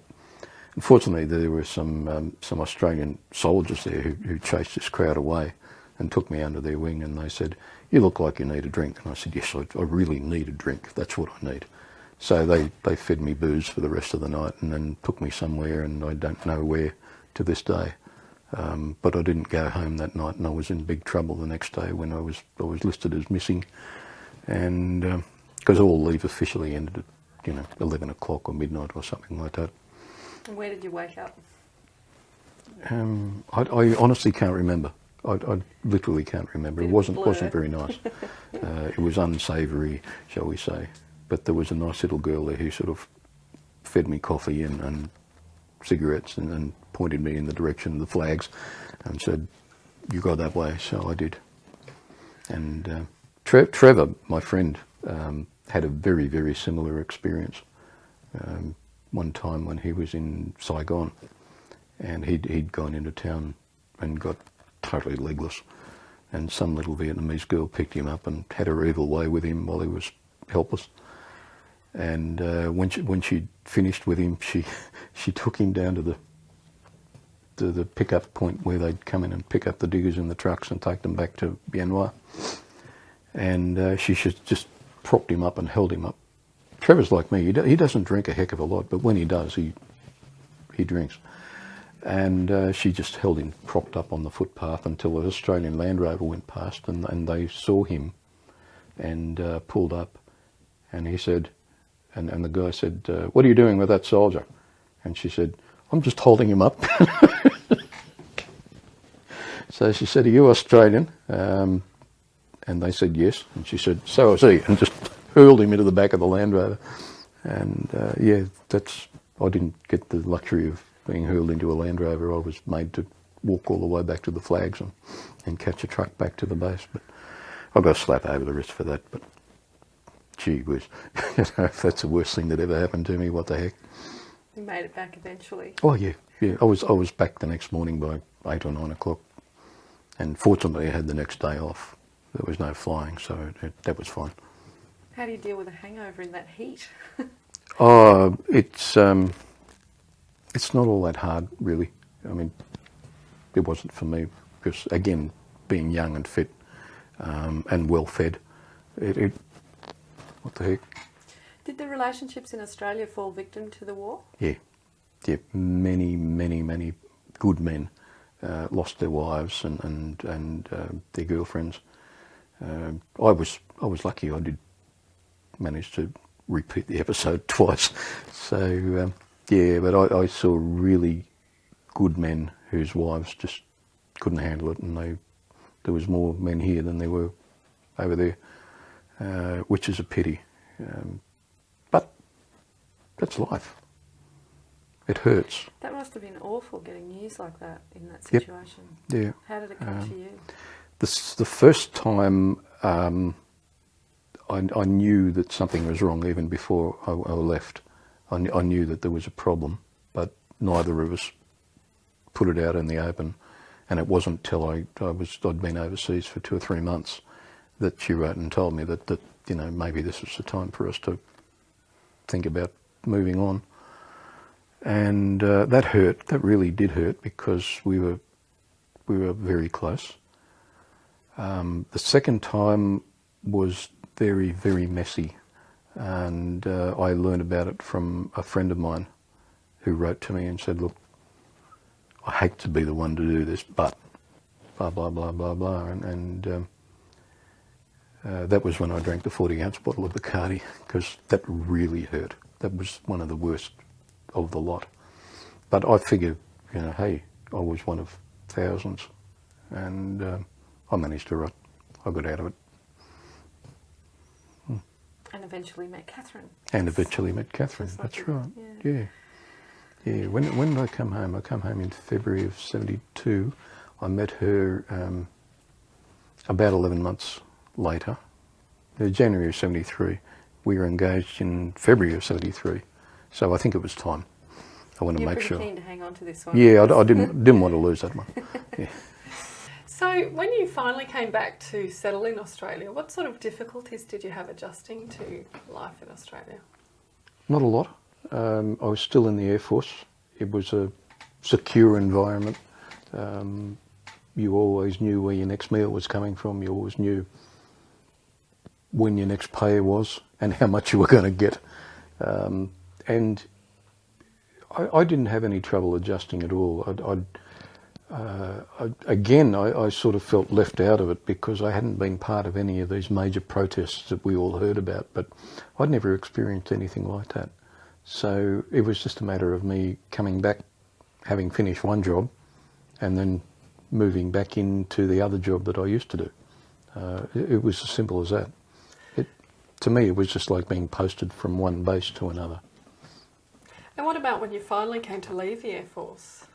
Yeah, that was when I suddenly realised what a great job I'd had in the Air Force, because suddenly I had to do a whole heap of things for myself that I hadn't really thought about before. All my clothes were shockingly out of date because you never worry about civilian clothes in the Air Force or in any of the services, or you didn't in those days. So I had to sort of do a complete makeover and make myself back into a modern 1973 man, which took some adjusting. Then I had to find a job, but again the Air Force was pretty good because they said to me, "Can you find a job for yourself, or do you want us to look for one for you?" And I said, "No, I'll have a look around." And as it happened, one of the guys in the Air Force had a friend who worked for the frozen food company here in Brisbane, and they were just starting up a whole new operation, and they were looking for people. So this mate of his organised for me to go in and have an interview with them, which I did, and I got a job with them. And the good part about it was that the Air Force actually paid for my training in this new organisation. Not so much in cash, but they paid me while I was doing the training. So I was still technically on the Air Force payroll, but I was doing on-the-job training with this other mob, so they didn't have to pay me, and that was good from their point of view.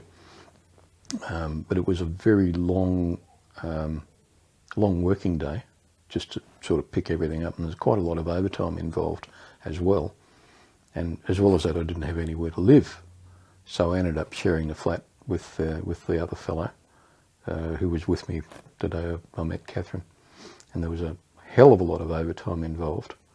And when I finally separated from the Air Force, these people said to me, hey, you know, we're really pleased with what you've done and with your job and so forth and the work you're doing. We've always felt guilty about not paying you, so we've calculated how much you would have earned in overtime, and here it is. And they gave me this huge amount of money. Well, to me, it was a lot of money in those days. And that was great. So I moved into the flat with the other guy, and we just went about our lives. Once I sort of got into the habit of not being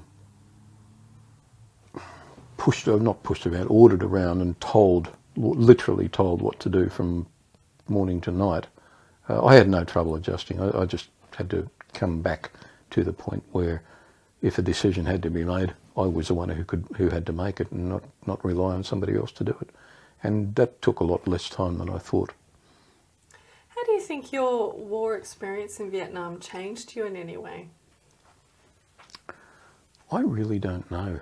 I'm probably a lot more easygoing than I was, because I can see that there's no point now in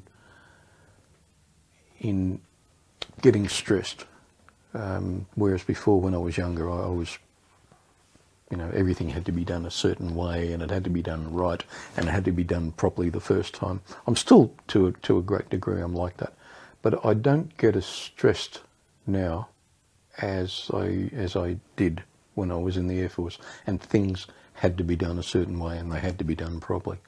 I've learned that you know, there's probably somebody upstairs, and I've been tapped on the shoulder 2 or 3 times, and each time I've said no, I'm not going, I'm not ready yet, and he's gone away and left me alone. So I figure there's a lesson to be learnt there, and I've got to get out and do what I want to do, and if it doesn't get done today, it'll be done tomorrow. And the world's not going to stop if something isn't done today. But when I first came out of the Air Force, I still had that military mindset, and everything had to be done properly, and it had to be done within a certain time frame, and it had to be done first time. So I've got around that side of it pretty well. As far as mentally, my mental outlook on life is concerned, I don't think that Vietnam ever really changed me all that much from a mental or a psychological point of view. I was young enough and silly enough to just simply accept that I had a job to do. This is what I've been trained for, and I went and did it. And then when it was over, I came back. Okay, end of story. I hear the same thing nowadays from some of the guys who are currently ADGs in the Air Force. And when they came back from Timor, and we were pretty supportive of them while they were over there, and we said to them on the first Anzac Day, how do you feel? You okay? You're having a good time? And they all invariably said, we feel really good because now we feel that we're equal to you guys. And I haven't seen any sort of, you know, major psychological dramas coming out of those guys either. And in all honesty, they had it a lot tougher than we did.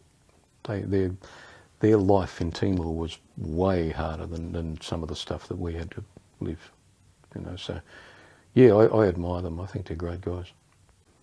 We've heard a lot about Vietnam vets who've suffered from PTSD. What is your view on that and your own personal experience with that?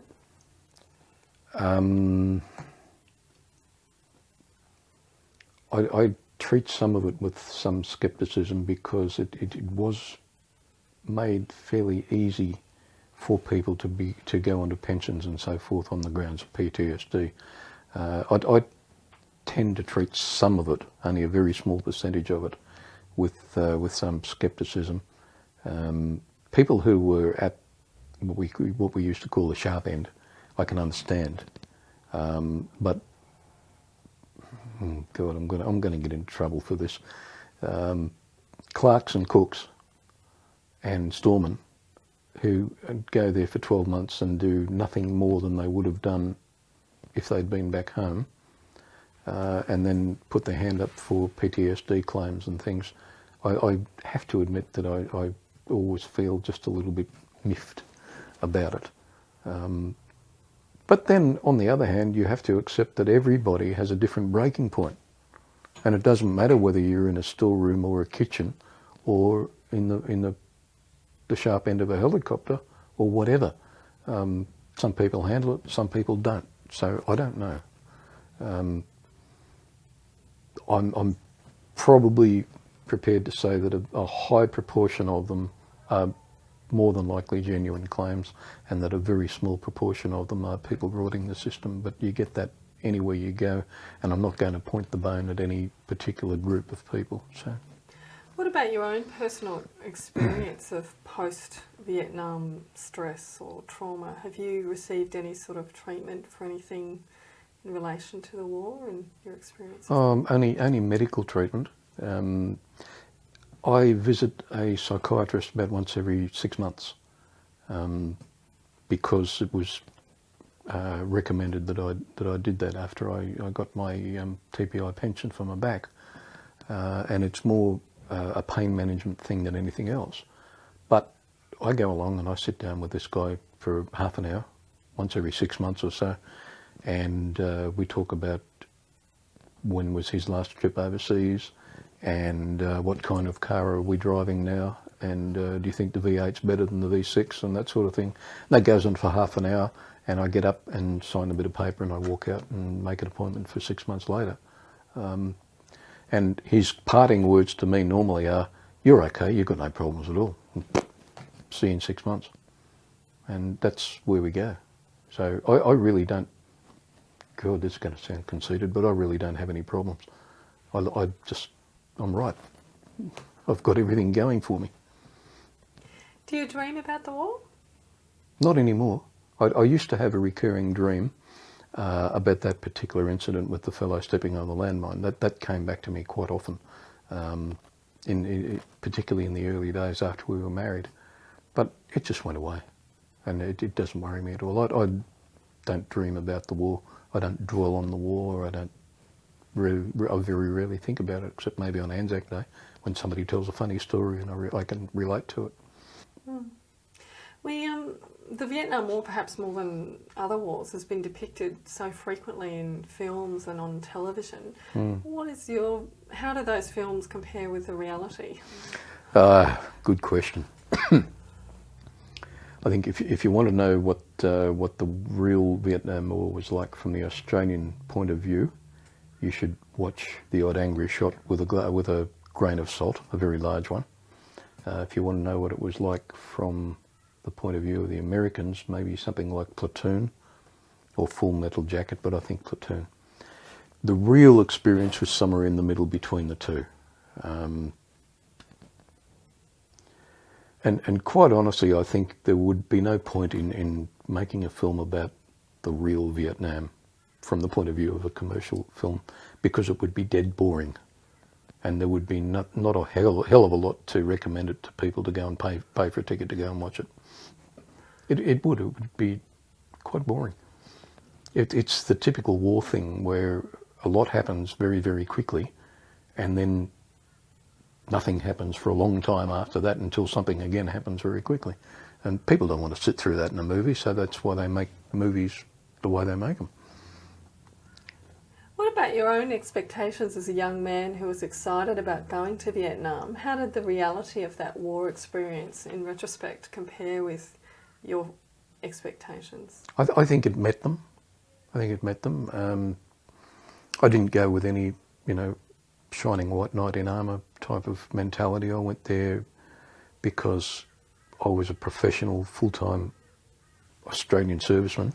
I knew my job, and I wanted to put that training into practice, and I did, and all my expectations, I think, were met, even to the point of coming home as a wounded war hero, which was, everybody wants to do that. What do you think you learned about yourself or about people in general? People in general, I think I learned that most people are good. Most people you can depend on them in a crisis if you need to. Most people will be good friends to you if you want them to be and if you let them. For myself, I learned that I'm dependable, that I can do a job if I'm given it, and had the instructions explained to me very, very clearly several times. And I also learned that not to expect too much, because that way you do get disappointed. So you accept what happens, when it happens, as it happens, and then you move on. And that's been my philosophy for years and years and years. Do it, move on. Jim, do you have a final comment that you'd like to put on the record for future generations about your life or war experience? Oh, that's so difficult. No, I really don't. I guess if I was to say anything, it would be, don't judge us until you've read all the stuff. Don't judge us until you've spoken about what we did to as many people as you can and got all the sides of the story. History sort of has a way of hiding some of the things that people do, or colouring it a different colour. And we find that things that are very fresh and clear to us in our minds, most young people today wouldn't have a clue. They don't know about the Vietnam War. But unfortunately, when they do hear about it, it's usually from that small percentage of people who are either politically motivated against it, or who are very bitter about some aspect of it that happened to them. So that's my comment, is don't judge us unless you know the full story. Well, thank you very much indeed, Jim. It's been a real privilege to talk with you today. It's been a great pleasure. I've had a ball. I really have. I've enjoyed it, and thank you for your time. It's like I said before, it's the questions that you ask that made this happen.